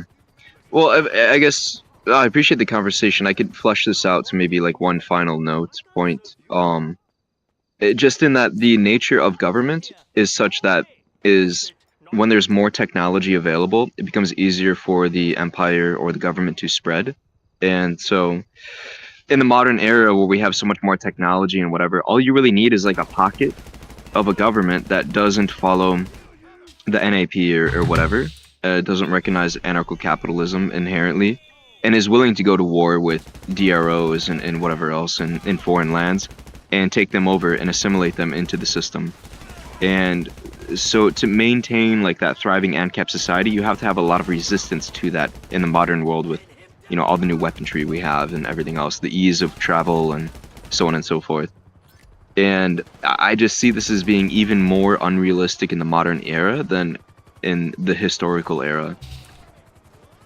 I realize you got to go soon, so I'm going to keep this somewhat short. I want to read you a brief passage. I can find it very quickly using the find and replace feature. It's about the scenario essentially like you just described, but applied to kind of the worst case scenario where it's not just like some little pocket. It's China, right? Like, what if China attacks America? Mm-hmm. So it goes like this. To illustrate this is kind of just a brief summarization of a bunch of stuff I had said prior in this chapter. To illustrate the contrast between governmental and stateless defense, consider a hypothetical scenario. Suppose the United States government did not exist, and President Xi Jinping of China is approached by an ambitious young advisor who's proposing that China invade a stateless America. Jinping contemplates the consequences of disrupting trade with a stateless America. Key supplier to China of crude oil, soybeans, commercial aircraft, LNG, beef, chemicals, medical instruments, electrical machinery, copper, and cars. He envisions how halting China's exports of smartphones, machinery, and textiles would cripple its own export-driven economy. Moreover, he recognizes that a stateless America, integral not only to China but to global trade, may attract significant foreign support. Next, Jinping weighs the decentralized nature of America's defense. Without a central authority to target, resistance would persist indefinitely through networks of American companies and militias, draining China's resources over time. Economic sabotage, such as black market trade disrupting supply lines, could exponentially inflate costs. Structural barriers, including the absence of a single elite to co-opt or a symbolic flag to claim, would make conquest elusive. Cultural resistance, amplified by global media, would erode morale, while the lack of high-value targets or ideological threats would render victory strategically hollow. Militias rooted in local interests would wage relentless defense. Dispersed guerrilla fighters using urban infrastructure and digital networks would further disrupt operations. Jinping imagines America's last line of defense, a de facto military of hundreds of millions of Americans armed with machine guns and grenade launchers they bought at Walmart. Most critically, the conflict would not be China versus a stateless America, but stateless America versus Jinping himself. Insurer-funded bounties would make his personal safety increasingly untenable, transforming the invasion into a high-stakes gamble with catastrophic potential. His own bodyguards could be tempted to profit themselves and their families billions by assassinating him. Recognizing the economic ruin, protracted conflict, and existential peril such a venture would bring, Jinping casts a sidelong glance at his advisor, whose reckless counsel may soon lead him to unemployment. Yeah. So the mechanisms you lay out there, I think are valid and accurate. Those mechanisms are at play. However, there's multiple ways to enlarge a state via like psychological warfare, media, bribes, so on and so forth. And it would be a slow assimilation, first targeting the weakest points in the ANCAP society, especially if you have like a highly efficient state wherein you're able to extract lots of resources from the populace and apply them in a conquest type manner, versus say an ANCAP society, which really the people might just become lazy in lots of areas, right? And they might be very weak and not very equipped to defend themselves. And then it could be quite easy to assimilate large pockets. And once you've begun that, it'd be much easier to continue that chain of conquest. If we are So assuming that Go ahead. rather than having a big ANCAP society, you have kind of a bunch of little ones that, for some reason or another, are not in contractual relationships with each other or anything. They don't have trade between them. They don't have nothing going on between them. You know, they're just isolated little pockets. Then I think those isolated little pockets will just get rolled right over. And historically, stateless societies, and this is also largely true of states, that were tiny, that were little ones, they get rolled right over. The big ones, however, tend to outlast governments. That is to say, Zambia was 2,000 years. Ireland was stateless for over 1,000 years. Medieval Somalia over 1,000 years. Even Little Kospaya was 400 years. That's an interesting case study because they didn't have the force for a military. They only had the benefit of trade relationships with the surrounding societies. But as a general tendency, it's been the little ones get conquered quickly, and the big ones last far longer than most governments do. So in this sense, size very much matters for the longevity of a stateless society and how resilient they are to conquest. If we're talking America goes stateless, I don't think there's an army on the planet. Hell, I don't think all the armies on all the government militaries on the planet, even if they all simultaneously decided that they want to team up to try to conquer stateless America, I don't think they could, personally. Yeah, I mean, I would see it as being primarily via capturing of the institutions at play in America, the big institutions, and it would just be sort of an erosive corruption to get them to sort of bend the knee more and more in small ways to begin and in bigger ways later. This is hard to like really imagine and simulate in our heads, but yeah, I personally just think that ultimately it would sort of fail. Well, worst case scenario, look, I can't say definitively that's not true because it was a broad enough claim as to be potentially true. But I think worst case scenario, we end up back to square one of being governed. Right. Yeah, I would like to see. We would be remiss to not at least give freedom a try. Yeah, I would be very interested to see if, like ANCAP could be basically sanctioned by pre-existing governments to have its own authority in its own little bubble, right? And to see the manifestation of that and how the society could be developed and prosper and like what systems would develop from it. We would learn a massive amount in practice. There is an attempt at that, and actually similar has happened historically in the form of Kospaya. But there is an attempt at that being done by the Free Society Project. So this is a bunch of anarchist crypto zillionaires who have compiled about $100 million for the purpose of buying out a bunch of land from a struggling foreign government with a strong national debt. And essentially, they're trying to buy total sovereignty rights to that land, such that they can basically go create an Ancapistan there. And to my understanding, they're still, as far as I know, they're still country shopping. I don't know exactly where they're at prospects in the process. They have certain criteria. It has to be on water. It has to be a politically stable region, not somewhere with a bunch of civil wars going on and so on. A few others. But we might see that. We might see that come to fruition in the next few years. That could be interesting. Yeah, there was a lot of hype about seasteading before. Nothing really came to fruition with that one. It's a fun concept. I think that as of yet, right now, I don't think we're quite there for it to be very efficient. That is to say, creating new land out on the water, or creating something that is a proxy for land, some kind of a platform out on the water, and doing it Yeah. at a large enough scale to have like a whole society there that's largely self-sufficient, even if through import. I think that right now that's very difficult and expensive, but Yeah, down the road maybe. have China develop a reef for you, right? But yeah. How do you get China to develop you a reef? Well, that's kind of what they've been doing in like the South China Sea with the new military bases they've been building and airstrips and everything else. They're like dumping just sand and gravel and everything and making these reefs able to support like a base. And some of them are decently large. Interesting. Yeah, I Yeah. guess that's one possibility. I mean, that sounds like a fuck ton of money.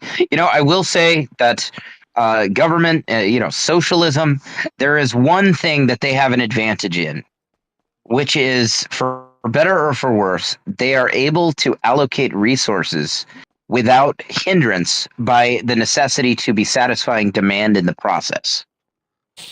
So, Right. for instance, if you look at the Soviet Union, people were using newspaper as toilet paper because they had shortages of toilet paper and often shortages of food and decent clothing and all kinds of stuff. But they also had some wicked cool spaceships and weapons and shit. Likewise, China is doing what you just described. The more centrally planned an economy is, the more of its resources you can devote to whatever pet project you have going on, such as a space program or lavish, military bases, or for that matter, like a palace for the head of state. Mhm. Yeah. So I guess I know you have to go soon. What the final thought that I have, or the final curiosity that I have, really is like in the Robinson Crusoe world. So you have like 100 people on an island, like what is like the handbook, the manual of guidance for how to pursue law amongst, you're just a bunch of normal people, got 100 of you, like really how would you develop a legal system and enforce it, from starting There's a from lot of ways. On an yeah, island of 100 people, there's a lot of ways it might play out, but if it's an island of exactly, 100 Ancaps, then exactly, what's most likely to play out, and granted, I don't actually think this necessarily has to be that there are a bunch of Ancaps. This follows from self-interest as well. One thing that can happen, a possibility, is that me and you have a dispute over a thing. We both want the same stick. And we both realize that even if I win the fight, I'm going to get hurt in the process. I might lose teeth. I might break bones. Even if I win, even if I kill him, it's going to be worse for me than I get in terms of benefit from winning the fight. So it's not worthwhile. It's in both of our self-interest to avoid the fight, but we do both want the stick. So what we do is we both agree to bring the matter before some other person on the island. It can be anybody. Probably not my brother, and probably not your wife. It'll probably be someone we agree is fairly neutral. But we bring the matter before them. Maybe we have to give them something for their time. But we bring the matter before them, and then that person decides what is the policy for, who gets the stick. Maybe you found the stick on the ground, but it's on a tree it came from a tree that I planted or something. And they decide functionally the law for this case. And then perhaps that policy, they always, whenever people bring disputes to them concerning such things, that's their policy. And it could well become the case that people find this policy to be sensible, and it becomes widely adopted by the people of the island who are involved in the process of adjudicating disputes, as our third party has in our stick case. yeah. This would be a very difficult trial and error process, right? And a lot of the religions of the world have gone over like law and legal systems, and they have sort of a base guideline for how to do these things. I'm just curious, like what are some of the base systems that ANCAP could have as a template for us to go from. The 'cause that would non-aggression principle. you know. That was my answer. Yeah, look, Ancaps usually are libertarians, myself included. Most Ancaps are libertarians. And we want the non-aggression principle to be a baseline legal principle. I assume you're familiar with the non-aggression principle. Yeah, of course. For various reasons, a lot of us, including myself, believe that that would be the tendency, that the law will usually resemble the non-aggression principle, because the non-aggression principle happens to align, in almost every case, happens to align with the allocation of market demand.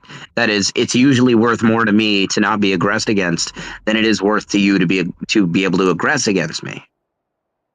And likewise, I understand all of this, but like different crimes might require different numbers of witnesses. There are different ways to say that, oh, this person is a reliable witness versus an unreliable witness, and so on and so forth. Yeah. Like Okay, so you didn't mean the law itself, you mean legal procedures. Now, even that may well vary from court to court. Yeah, it could be. I'm just It curious could if be that's a template that somebody could if put. court, Obviously, there would be many templates, but just like, what is one, right? You know. if courts that require 3 witnesses for a murder, if courts that require 3 witnesses for a murder and say they all have to be sober, or maybe 2 of them have to be sober or something, if courts that require 3 witnesses for a murder tend to draw more murder cases than courts that require 2 witnesses for a murder, then 3 witnesses for a murder will most likely emerge as a common standard, unless they're outperformed by courts that have, say, 4 witnesses for a murder as their standard. Right, I doubt you would actually see 4 witnesses for a murder as the standard. Yeah, That's like a the lot last of witnesses to time, need. last time we were speaking, is like, we can't just give you a like a solid answer on like, oh well, if you do this, this is going to happen to you. All we can say is that all we can tell you is the what would most likely happen, or what could happen. You know. Mm-hmm. Yeah, no, I'm not disagreeing either with this. I just am curious about, you know, like, say you guys personally had an island, you were attempting to set up a system like this there, right? Like, what precedents would you think are the most reasonable ones to use, right? Like, just any template. Obviously, the template could fail. I feel like it would have to be something demonstrable. Computed, you know?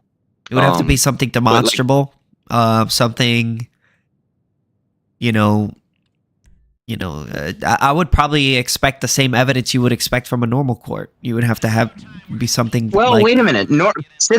Normal courts, even if we set aside that there's different jurisdictions with different legal systems in different countries, the standards of evidence are different, say, between criminal court and civil court. In criminal court, it's proof beyond reasonable doubt, at least in theory. And in civil court, it's simply preponderance of the evidence. They're just asking the jury, do you think they did it? Or if it's bench trial, the judge, do you think he did it? You know, do you think he's liable? Whereas in criminal court, if there's any chance this person didn't commit the murder, then in theory, they're supposed to be found not guilty. Ideally. I think that we should probably hold a high standard for crimes that are really, now this is just my opinion, right? I think we should hold a high standard for crimes that are extremely damaging. So if you've committed a murder, or somebody accuses you of a murder, I would hope that there would be a high amount of evidence needed to prove that. Like, you know, you can't just like, oh, that guy murdered somebody, and then like, okay, arrest him or something, like, you know what I mean? Sure, you're saying the more serious the crime is, therefore the more serious the punishment is, the more sure you have to be that the person really did it. Exactly, yeah. That's what I'm trying to say, yeah. Yeah. Sure. Mm-hmm. Now, we do have to be careful about perverse incentives, because Look, ANCAP legal systems historically have always gone by restitution as the punishment for essentially everything, even sometimes murder is dealt with restitution to the family. Such as in Ireland, they called it weregild, blood money. I have an incentive to falsely accuse and sue you if the punishment for the crime I'm suing for is you have to pay me money. So even small things, I think we still have to have a high burden of proof. I realize it's functionally meaningless just to say high or low burden of proof. I like the idea of proof beyond reasonable doubt applying even to, petty theft cases. True.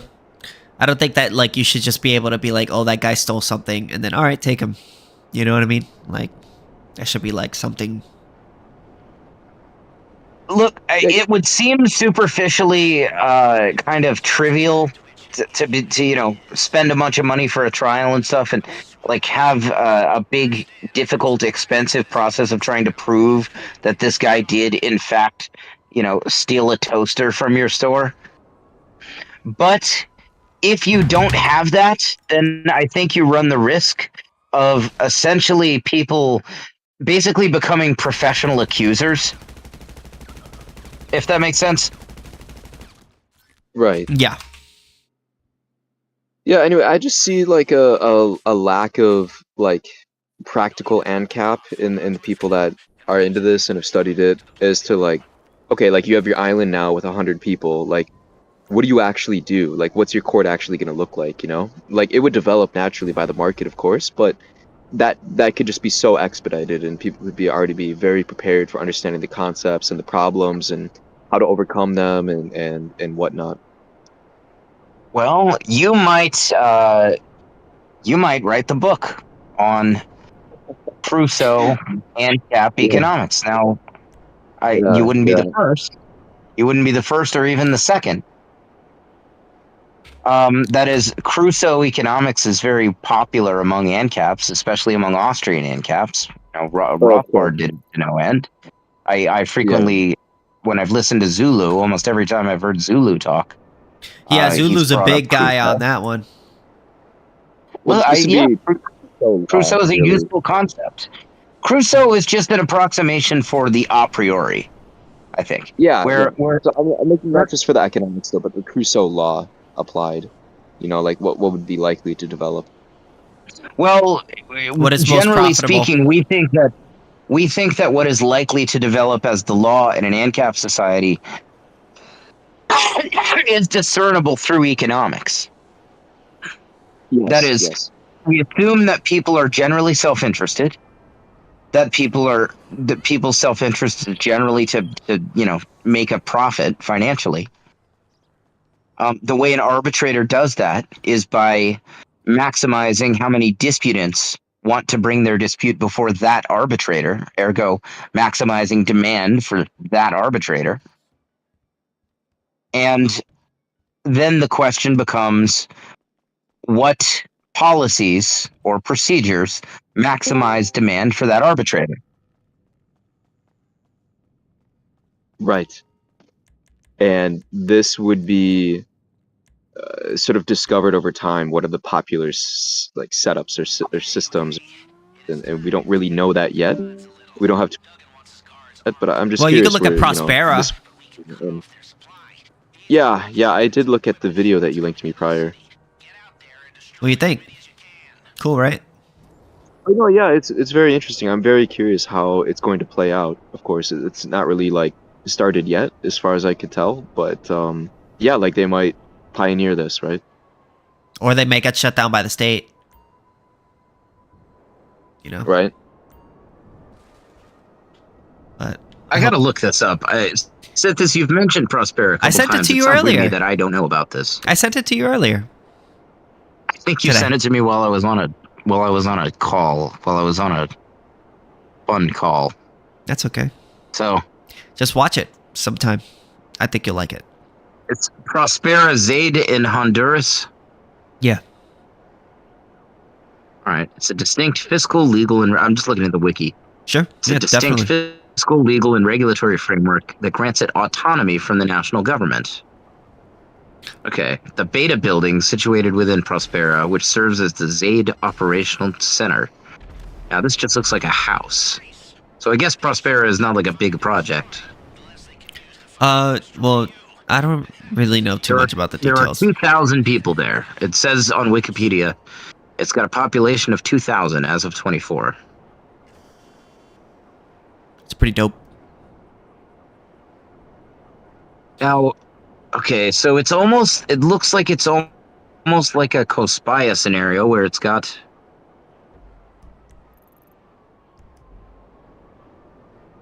Okay, wait a minute. This is like a weird hybrid. Okay, so it says Prospera is governed by a council composed of 9 members, 5 of whom are elected and 4 appointed by Honduras Prospera Inc. Decisions require a 2/3 majority, effectively granting Honduras Prospera Inc. veto power. Above this, there is a committee of best practices, an unelected body whose members are appointed by the Honduran government and tasked with approving internal regulations and providing policy guidance. I mean, it's not 100%, but you know. Yeah, okay, so it's kind of like a quasi-private minarchist situation, basically. Yeah. Then again, it's got the involvement of the Honduran government, so I'm guessing, for instance, I would not be able to like go set up a cocaine farm there, even though it would be probably not. No, it would be a Probably huge not. economic benefit.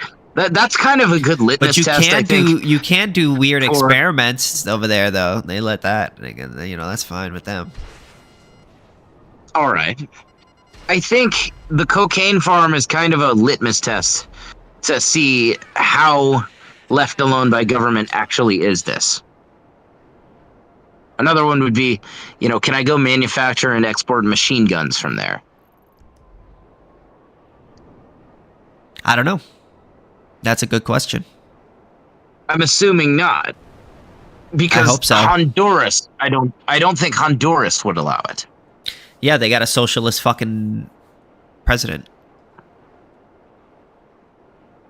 What we need to do is, I realize that this is probably a step in the right direction, at least, but we need to get some land that is truly left alone, that they have no say whatsoever. They're completely Seasteading. relinquishing the claim.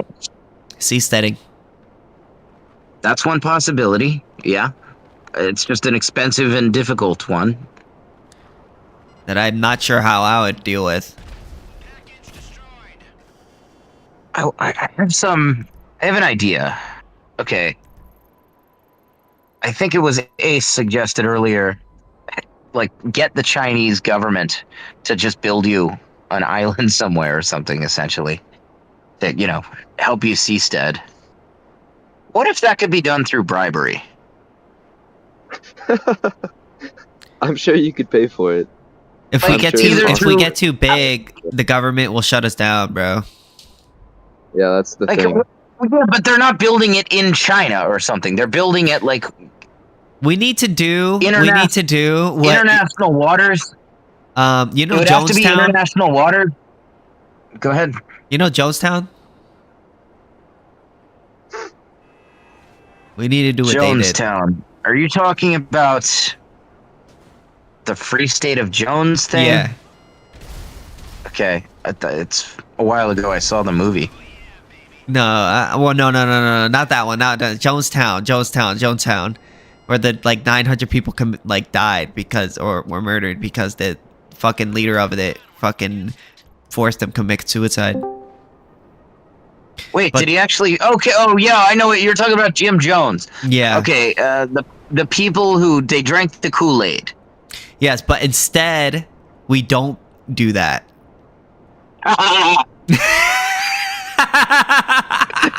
You just do Jonestown without the Jones. Yeah. Let's just have a town. So you're saying we just have a town then? Yeah, Not just Jonestown. but you know what I'm saying? Like they town. went in the middle of fucking I don't know where they went, South America or something like that. And yeah, they were left alone. Now I'm curious to look that up. Jonestown. Yeah, bro. 900 people dead. They forced them. They killed Okay, it them. was in Guyana.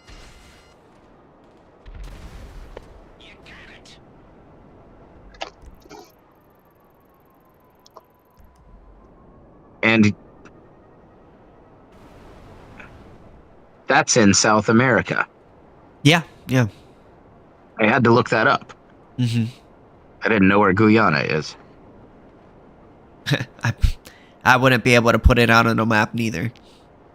Yo, What's up? Howdy. How you doing, Hey. brother? What's up, baby girl? My Ancap brother. yeah. No, he's still in shock, I guess. You happy that... Wait, you said like Bella Delphine is back? Yeah, Oh, she So is? what? yeah, she's back. What do you mean she's back? Like, what did she post? She must need money. It just posted one image, Twitter, and on Facebook, and then she posted 3 images on Instagram.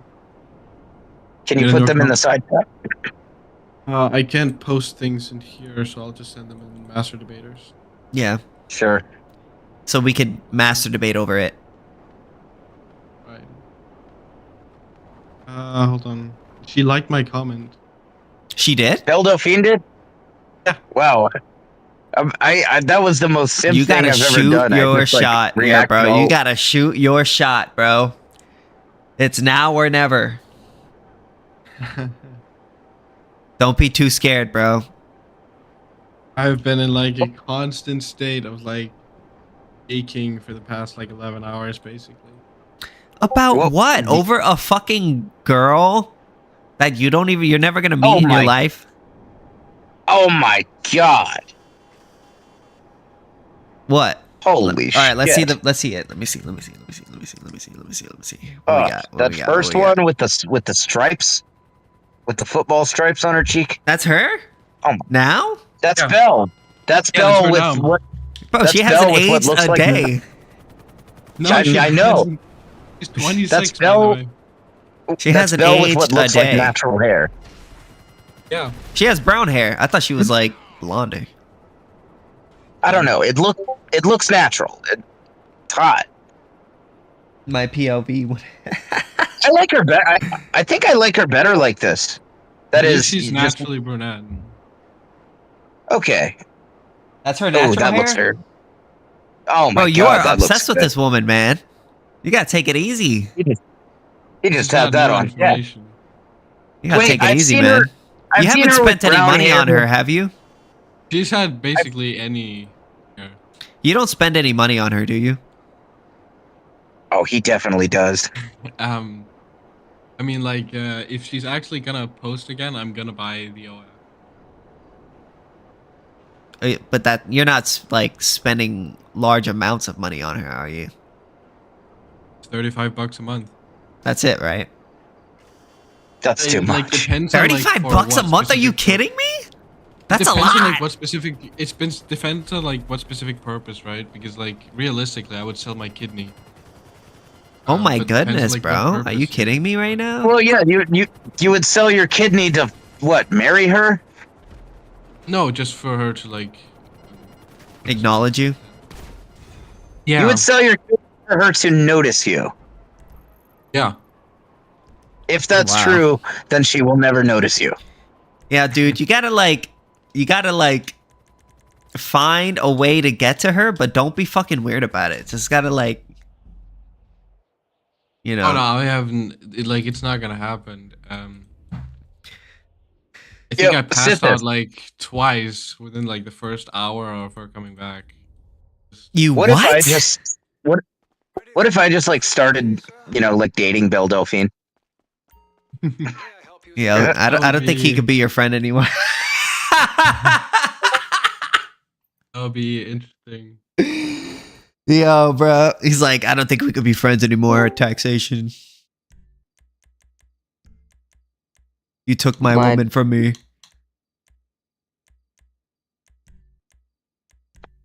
What's up, newcomer Kintrix? What's up? Wait a minute. Wait a damn minute. What? Bell, you're that guy. No, who am I? He's that guy. Nothing, Brody. I'm just drinking water. Must be. I'm just high off water. Yeah, that's it. Now, High off the is this your own water? supply. Would it happen? Would it Alright. happen to be bathwater? Yo. No, it's fridge water. Belle Delphine Enjoyer. I seem to recall you said you didn't know about her at the bathwater time, or like that's when you first learned about her or something. That's when I first Fiend learned about Enjoyer. Who are you calling Dildo Fiend Enjoyer? The guy whose Yeah, like- username is Oh, Bella it's- Delphine Enjoyer. It's Belle Delphine Defender. No, it's not that I got her. But yeah, I Belle found out Delphine about her. Defender. Yeah, I found out about her in 2019, but it's like I always like liked her since. Did you- My obsession started this year. He said that in the video Did too. What Did video? you What are buy the talking about? bathwater? I was Did you or 13. would you I don't buy think the I could, bathwater? dude. I would, right? But I did not have this possibility back in 2019. Wait, you were 13 in 2019? Yeah. You are a youngin. Yeah, I said I'm 19. Bro, you still have a I shot. had a She's kid. only 26. I had a Right, right. child You still in got a shot? 2018. I had a child when I was in the womb. Wait, hold on. Wait, what? Video are you talking about? Yeah, my twin sister. Did I get posted somewhere? No. Nar? Definitely not. What? That'd be crazy. All right. That would be such a cute. That would be such a hullabaloo. That would be such a crazy compilation moment. Is that Kratos? It's David Friedman as Kratos. My God. David Friedman. That guy probably smells. If you look closely, feel about people fighting to the death? I've been around David Friedman in real life. I didn't notice him smelling either way. Oh, So you Dubs. smelled him? I didn't walk up to David and be like, Mr. Friedman, Dr. Friedman, can you hold still a second? And then just like, give him a good old Biden sniff, A Biden sniff. I'm fucking dead. I'm dead. I sniffed. I went up to him just No, to I see. didn't do that to test Dr. him out, Friedman. just I to more test kinda out. sat and talked with him and shit. Hey, Belle. Nah, bro, I'm a huge No, like why? hygiene guy, bro. I keep Hi. myself fucking clean. I wash myself every day. What now? Oh, I said hi. Hi. What's going on here? Oh, we're talking about Kratos, and now this guy wanted to Biden sniff him. No, Um, I do not wish to Biden sniff. Yeah, we all would Biden Well, sniff look, Kratos. I would Biden sniff Belle Delphine all day. Oh, okay, that's not the paramount that I was just pertaining to go to, but okay. What, you wouldn't? You wouldn't smash, bro? Well, yeah, Nah, I bro. have Sydney I have a crazy way Sweetie. to- I have Sydney a crazy way, Sweetie. like insane way to like fix conflict. If you disagree with something with someone, you should pillow fight to the death. A duel, oh, like wait, in the it's old days. you. It's me. What? It's you. It's talked to you you. We never talked, Belle. I've been we here did. for like a day, and the rest of my days in the server I spent in text chat. No, I know for a fact. He knows you I guess personally. we've talked. He knows me You're- personally. You're Yeah. Calico. Oh yeah. I'm Talico, guys. Who's that? What's up? Yeah, I'm actually that's me, guys. I'm super fucking cool and shit. Wow, bro. Yeah. I didn't know. Good for you. Hype shit twin. We're gonna join real quick. 1 sec. Right. Bella Delphine did a lot wrong. Yeah, the Oh, video you're pertained drinking. that. What video? Video don't are you keep refer- talking about? Remember the Belle Delphine video? Belle Delphine video. It talked about it. There's lots of Belle Delphine videos. Belle are Delphine you is an saying? evil woman. She profited off of sexual encounters. Yeah, that's what a lot of. Did you actually know about 7% of women aged 18 to 25 in the U.S. do OnlyFans? Huh? 7%? That doesn't sound right. I don't. I feel like that's kind of high. Yeah, it That is. does not sound right. I need to. I mean- What was the sample size and where was this? That's what I need to know. Oh, that's OnlyFans statistics. If I was a chick, I would do 7%? OnlyFans. That's like 1 out of every 10 women. I don't think You're that's not good true. at math. So 18 to 24. I don't think every woman's 18 to 24. That could just be a Not even suspicion. most of them, Oh, right? okay. I mean, Hey, I Bell. don't know. Fine. I didn't hear the 18 through 24 part. That's the. Oh, okay, that's all good. Hey, Bell. What? You keep saying. I just asked ChatGPT, what percentage of American women do OnlyFans? Hey, Bell. Yeah. What? What are you saying? Hi. Yeah, why are you What's annoying going this on? guy so much? Why are you bothering my bro Bell Delphine to My bad. destroyer? That was not my intention. My intention What was I'm to seeing kill here- it death. What I'm seeing here from Newsweek says, using that estimate relative to the U.S. population of women aged 18 to 45, some sources approximate about 2% of American women in that age group are OnlyFans creators. What about 18 to 24? Ask it. What 18 to 24. About 18 to 24.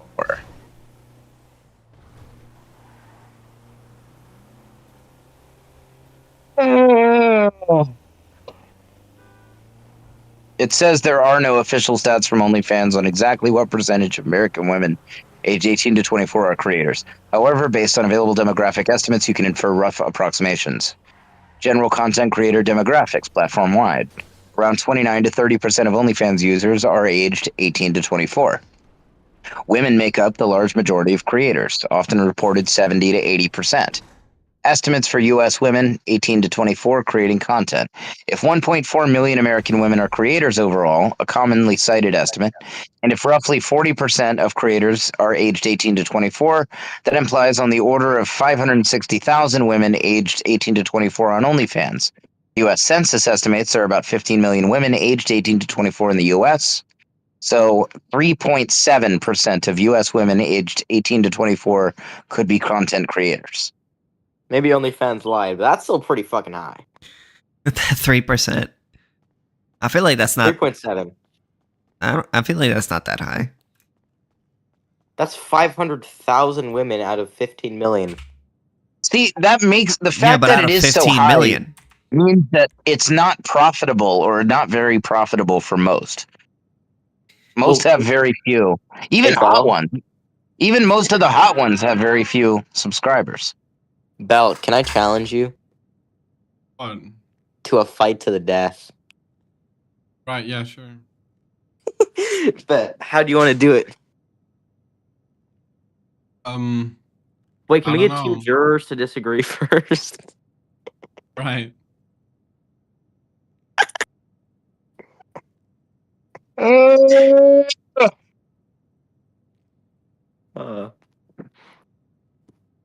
I keep trying to send in the master debaters chat. There it is. There's a master I debater like chat. it. Yeah, you're not invited. But I'm not invited. like this Why? picture. Are you discriminating against me yes, I discriminate. based on race? I didn't say anything about race. Why do you assume race? Based on sex? We discriminate based on whether or not you're a master debater. And you are not a master debater. I do discriminate based on race and sex and a lot of other things, but not Clip, specifically man. recruiting people to that Canceled. chat. What? Huh, nothing. Go ahead. Clip that's going on. I'm sending that in. Yeah, everybody. Yeah. Us Everybody Ancaps does. are not against discrimination. Average I mean, anarchist we common may think it members. might be personally wrong to do something like that, but I love F- anarchist legally, communists. you're allowed to. Ancoms are ass. They stink. They never shower. I mean, they're Hey better. Bell. Hey Bell. What? I challenge you to mutual combat. Yeah, what's your That's obsession annoying. with Bell, That's Delphine? annoying. Do you have like a crush on him or something, or? Yeah, that one. I will say this: true Ancoms are better. I like better than statists. Hey, Belle. Fine. Hi.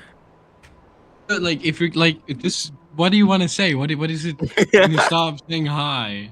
I'm just a fan. I'm sorry. I'm flustered. I never met You're not even but you're person. not an ANCAP, bro. So you're not a true fan. Oh, Only my Ancap. bad. No, I I'm a talked with fan this of guy you, for Belle. like I've talked with him like for a while yesterday. He's a very confusing individual. I wasn't even on the internet yesterday, bro. I was in a fucking cabin. Oh yeah, right. Hey, Okay. I live in a fucking cabin.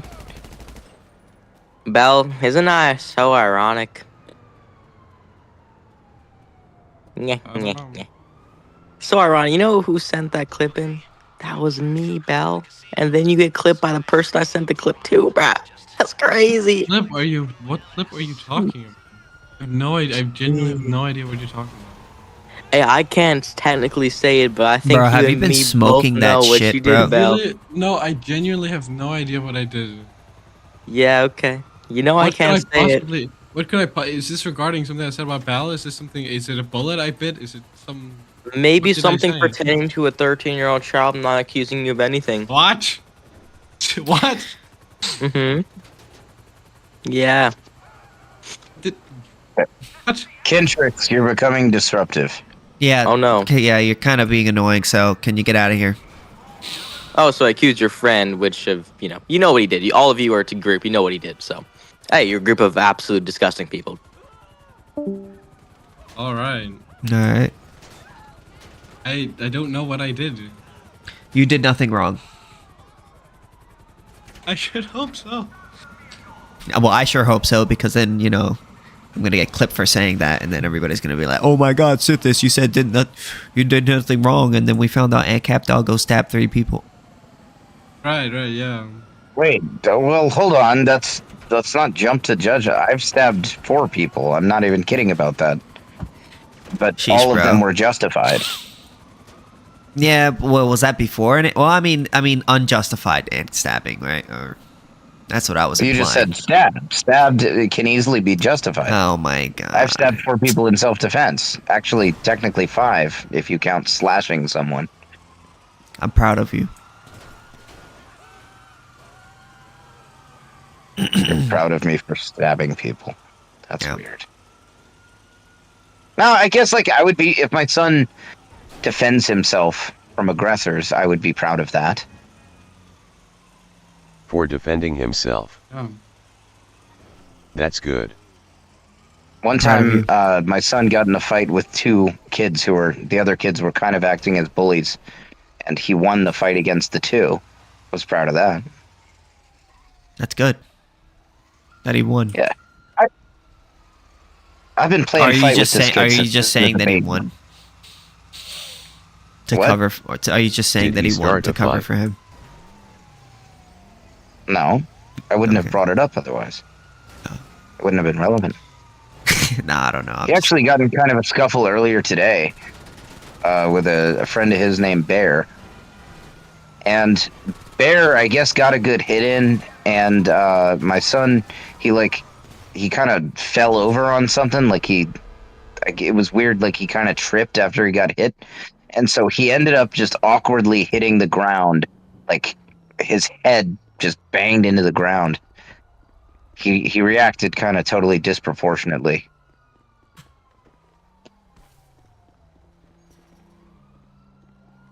That's why I don't Meaning trust the he state. was very upset and would not talk for a while.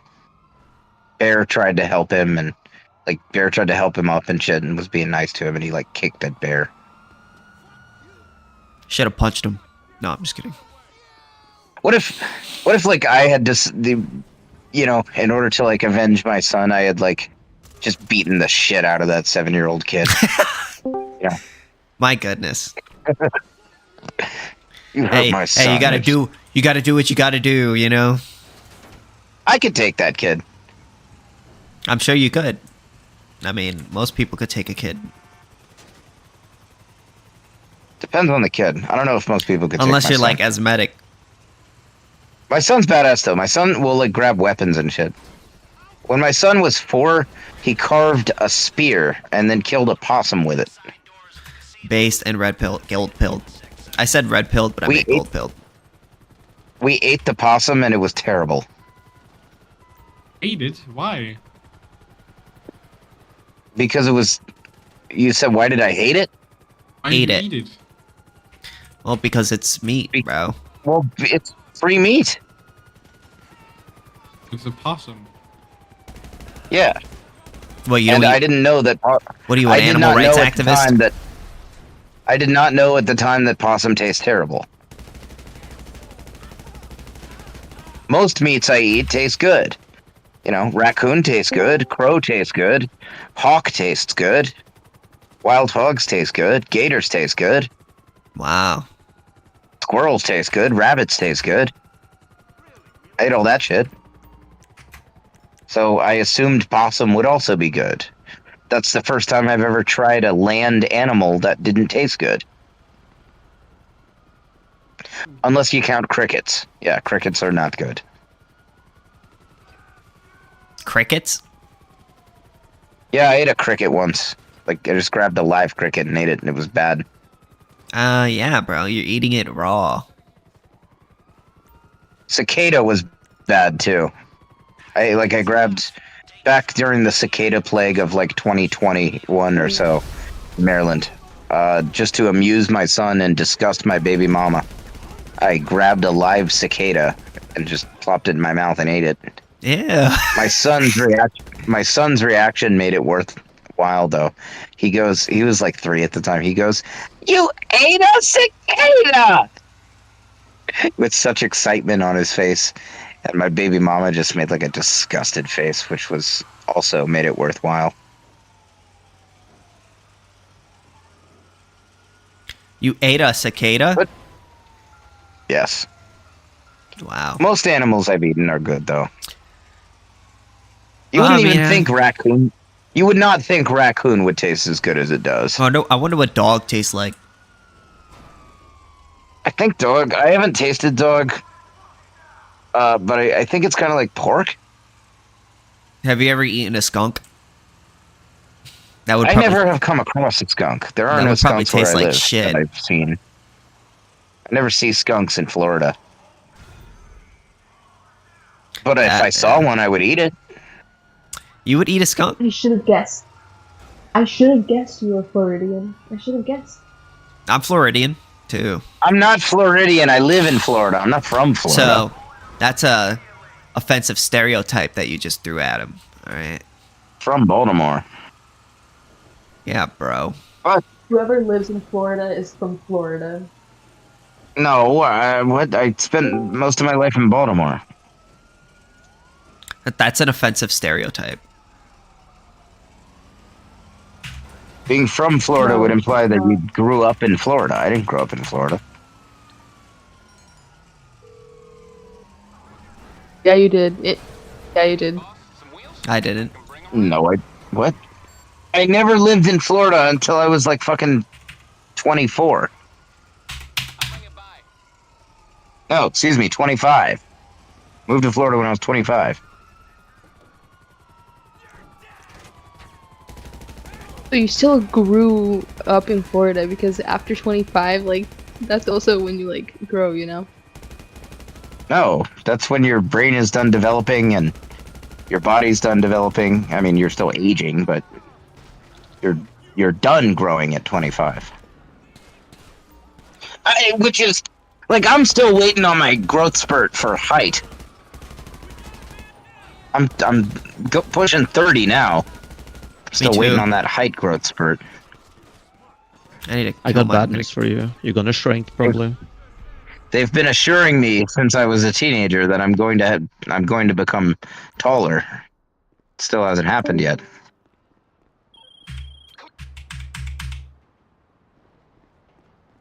I can only be tall if I like go to Mexico.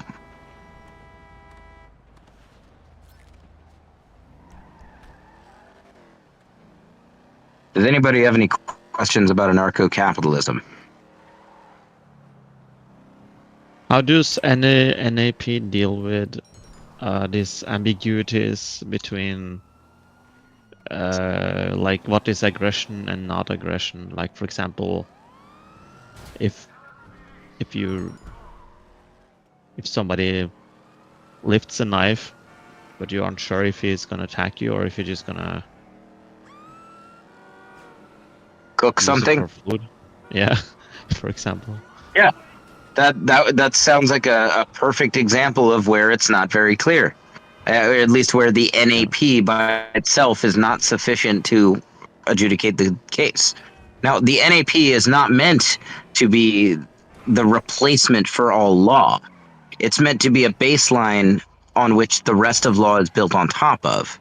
For example, the NAP does not tell you how much noise constitutes aggression. So, for example, if I aim a sonic weapon at your home and I use it to destroy your home, clearly that is aggression. But if I whisper from across a field at you to communicate with you, and those decibels a little bit reach your ears, clearly that's not aggression. So somewhere in between those things, you find aggression. So the non-aggression principle would tell you that clearly the sonic weapon is aggression. But it doesn't provide enough information to ascertain, at what decibel level does noise become aggression. Likewise, light, I could use a laser weapon to burn you in half or something. But I could also just turn a light on my porch and you can see it from your house. In both cases, photons from me are going to you and your property.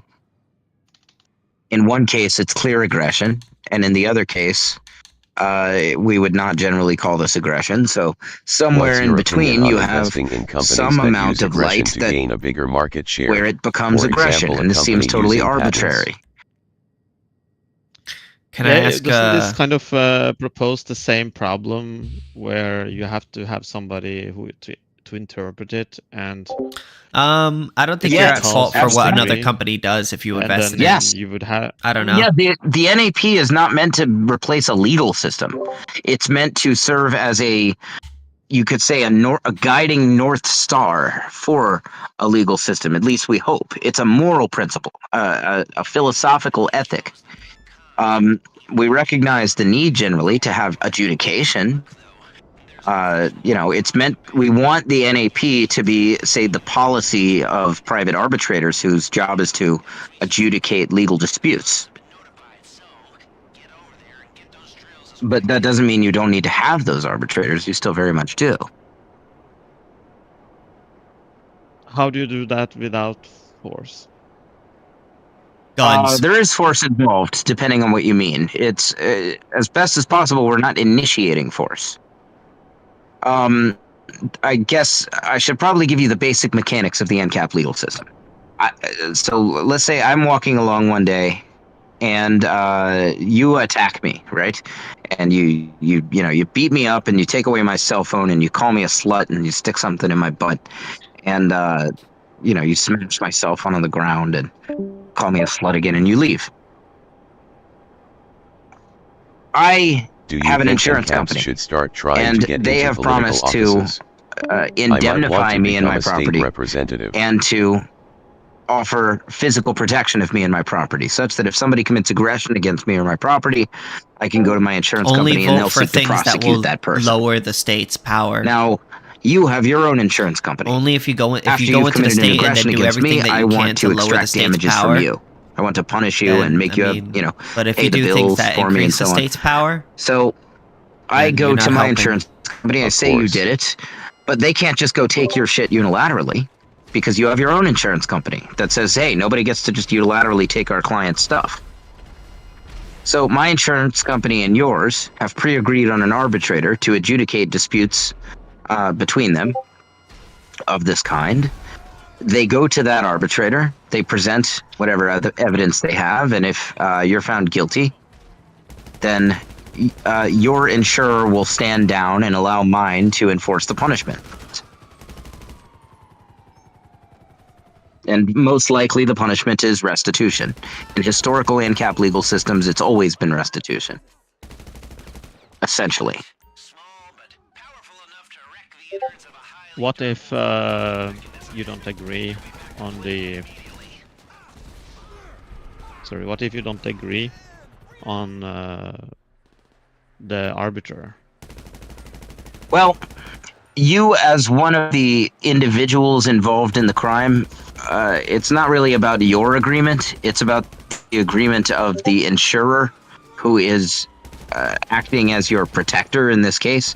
That is, your insurance company, if you don't have the protection of any insurer, if you're not insured, then you can potentially, if there is no other means by which that you have access to, you could potentially just have the punishment enforced with, no adjudication of it, no clarity of your guilt. The insurer is the one that can make a convincing threat against my insurer that says you don't get to just come take his stuff. We'll stop you. So their job is to agree upon an arbitrator. That's baked into the service that they offer.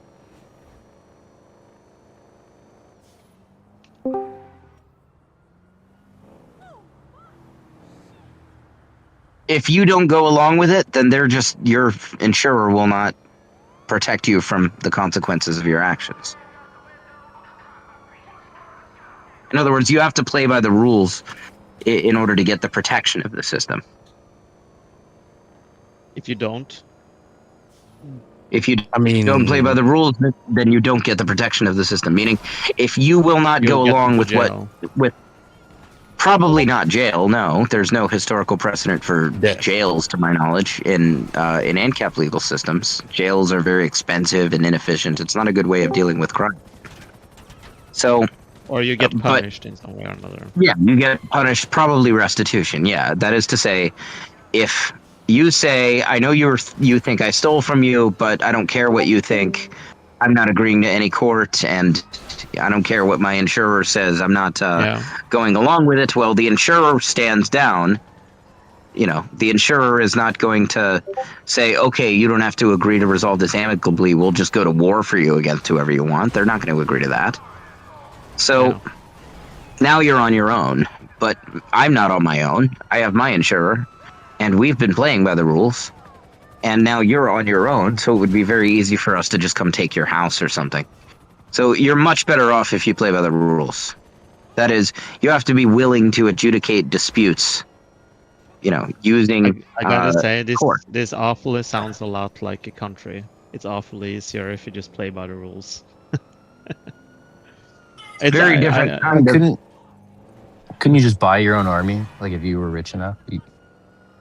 Not really, no. In theory, you can buy an army, that's allowed, but any army that you can realistically amass, it's going to be nowhere near as large as the rest of the market. Diseconomy of scale applies very heavily to a labor-intensive industry such as military protection, or, military force, guys with guns.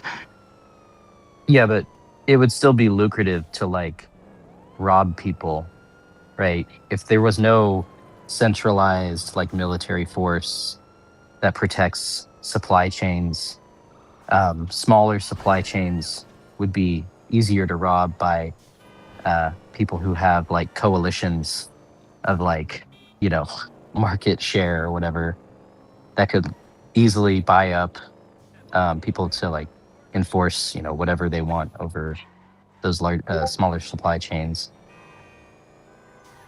I don't think that is the case. I actually, on one hand, I think that having a large centralized force is exactly what makes it possible and lucrative to rob people with impunity in the form of taxation and domain and so on.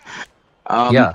Now, exactly. if you don't have that, if you don't have that, well, no, your point was kind of that without that you get robbery, and I was going to address that one now. Yeah, it inevitably develops because that's how states develop to begin with, is that it's like obvious that you could just rob people if like there's no state, right? Not And if so you there's get no these, state. They haven't had more robbery in stateless societies, generally speaking, than you have in governed societies. Yeah, but In the paradigm where there is a state, those whose job it is to protect you from robbery have no economic incentive to do a good job at it. Not really. In fact, if they do a poor job at it, if the robber gets away with it, then the response to that is an increase in their budget, but at least potentially, and more political pressure to increase their budget, and more personnel for them, and so on. Like, it benefits them to not do a good job at finding and prosecuting the robber. Whereas on the free market system, it's kind of an existential requirement for those who are in the business of insurance and protection to do a good job at identifying and prosecuting the criminal. So I think it would be easier to rob somebody if there is a government than if there isn't. Not You're even talking counting about- government robbery. you're talking about the benefit to society as a whole, right? Like it's more beneficial to society as a whole to catch. No, I mean, for you as an individual, I think you're easier to rob if there is a government than if there is not one.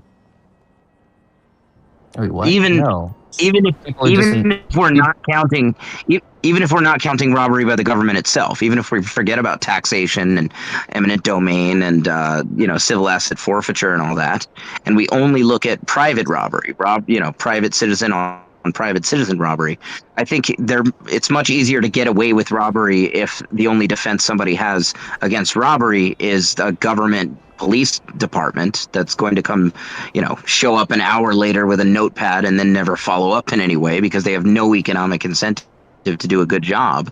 Whereas a private rights enforcement company has strong economic incentive to do a good job. If they don't do a good job, then number one, they're on the hook themselves for that which they indemnify. They have to pay out the claim and they can't recover the cost. And they also lose customers because people are less attracted to a firm that doesn't do a good job in protecting them and securing their rights. So on at least two fronts, the private firm has an economic incentive to make sure they catch the robber. The police department doesn't have any reason to give a shit. So it's going to be easier to rob the person if it's a government police department whose job is to deal with it than if it's a private insurance company. I mean, wouldn't they also have an incentive to just maybe catch people that maybe didn't even do the crime? And therein lies the function of that person also has a rights enforcement company, an insurer. And then when there is a dispute between them, they bring the matter before an adjudicator, an arbitrator, and a trial is held. You have a legal system. But And if you a can't legal afford the system- insurance, you're basically fucked. There are a handful of other means by which you can get protection provided to you either cheaply or in some cases even free. Claim subrogation. For instance, if you find yourself on a road, well, the owner of the road has a financial interest in providing for the protection of anybody who's on that road and the businesses on that road, because failing to do so detracts from the real estate value of the rental property that they can lease out to businesses interested in operating on the road. So that's one way you could get it for free, in a sense. Similar concepts apply to HOAs and various property developments. A lot of places you would be in civilized society this works for. But even outside of all that, there's always, on the victim side anyway, there's always claim subrogation, whereby your claim to restitution for a crime is treated as transferable. You can sell your claim of restitution to a firm. Say I've come and chopped off your finger, and say the punishment tends to be a restitution of about $100,000. I come chop off your finger, and you then sell your claim of restitution to a company, which pays you $60,000 for it. They prosecute the case. They collect the $100,000. They've profited $40,000. There's precedent for that system. Wait. That's a means by which you can get free justice. What's the punishment for murder? What's the punishment for murder in this? Murder. Historically speaking, it has been a combination of at least in private, like ANCAP legal systems, it's been a combination of massive restitution and slavery. So then the way the slavery has generally worked. So let's say we're in the Brehon system of medieval Ireland, for instance. That was one example that's very well documented.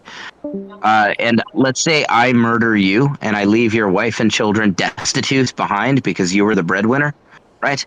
So I am then sentenced to some giant weregild, which is blood money. It's restitution. I can't pay it. I then become the property, functionally, legally speaking. I am treated as the property of your family. They don't have me go move in with them. Rather, they lease me out to some nearby farmer or something who pays them ongoing and, in turn, profits by extracting labor from me. That's how slavery did work in that system. And the enforcement was upheld by their surety contract networks, which was the same as how all of their rights enforcement worked, other than on the scale of military defense, which was handled by Tuaha. Massive incentive to accuse a lot of people of murder now because we can just enslave them. That's absolutely true. However, there is also a massive incentive for courts to be considered fair. That is to say, if you have a court that tends to always find everyone guilty of murder, then nobody who's accused of murder, or no firm that represents people that are accused of murder, is going to be willing to agree to that court. You have to get both disputants to a dispute to agree that a particular court is fair. So they do have an incentive to not be, biased. You're right that in a restitution, restorative justice-based legal system, there is absolutely incentive to falsely accuse. It's just that you also have mechanisms in place to mitigate that effect. I don't see what provides them any incentive to be less biased. I think it seems to me like there's incentive to be completely biased, like so long as there's enough resources behind, say, like incentivizing it that way. Right? Like if you pay off judges, it doesn't matter what the peasants think. It does matter because the judge requires both parties to a dispute to agree to that judge. Which means that if a particular judge, issues verdicts that don't smell right, that don't look right to people in general within the markets that they operate in, then seldom will they attract both parties to a dispute to bring it before that judge. If you have a judge that appears, say, biased against black people or something, then disputes that involve a black person will not be brought to that judge because the black person or their insurer won't agree to it. Likewise, if you have a judge that appears to take bribes, that actually repels everybody. Even the rich people are repelled by that. Because yes, you can, if a judge appears to take bribes, that means that you can adjudicate, if you're able to get the other party somehow to agree to this judge, then you can bribe your way into winning the case. However, doing this as a policy ongoing, using that court means that you have to have a bidding war for every case, which is far more expensive than simply adjudicating fairly and sometimes losing. And you'll also ultimately be nullifying the entire point of court. At this point, you may as well just have a buy-off agreement with the other party. Hey guys, I don't understand. I'm headed to I mean, bed, so you're not considering these have a good things night, just being guys. swept under the rug. All right, I'm going to bed, guys. So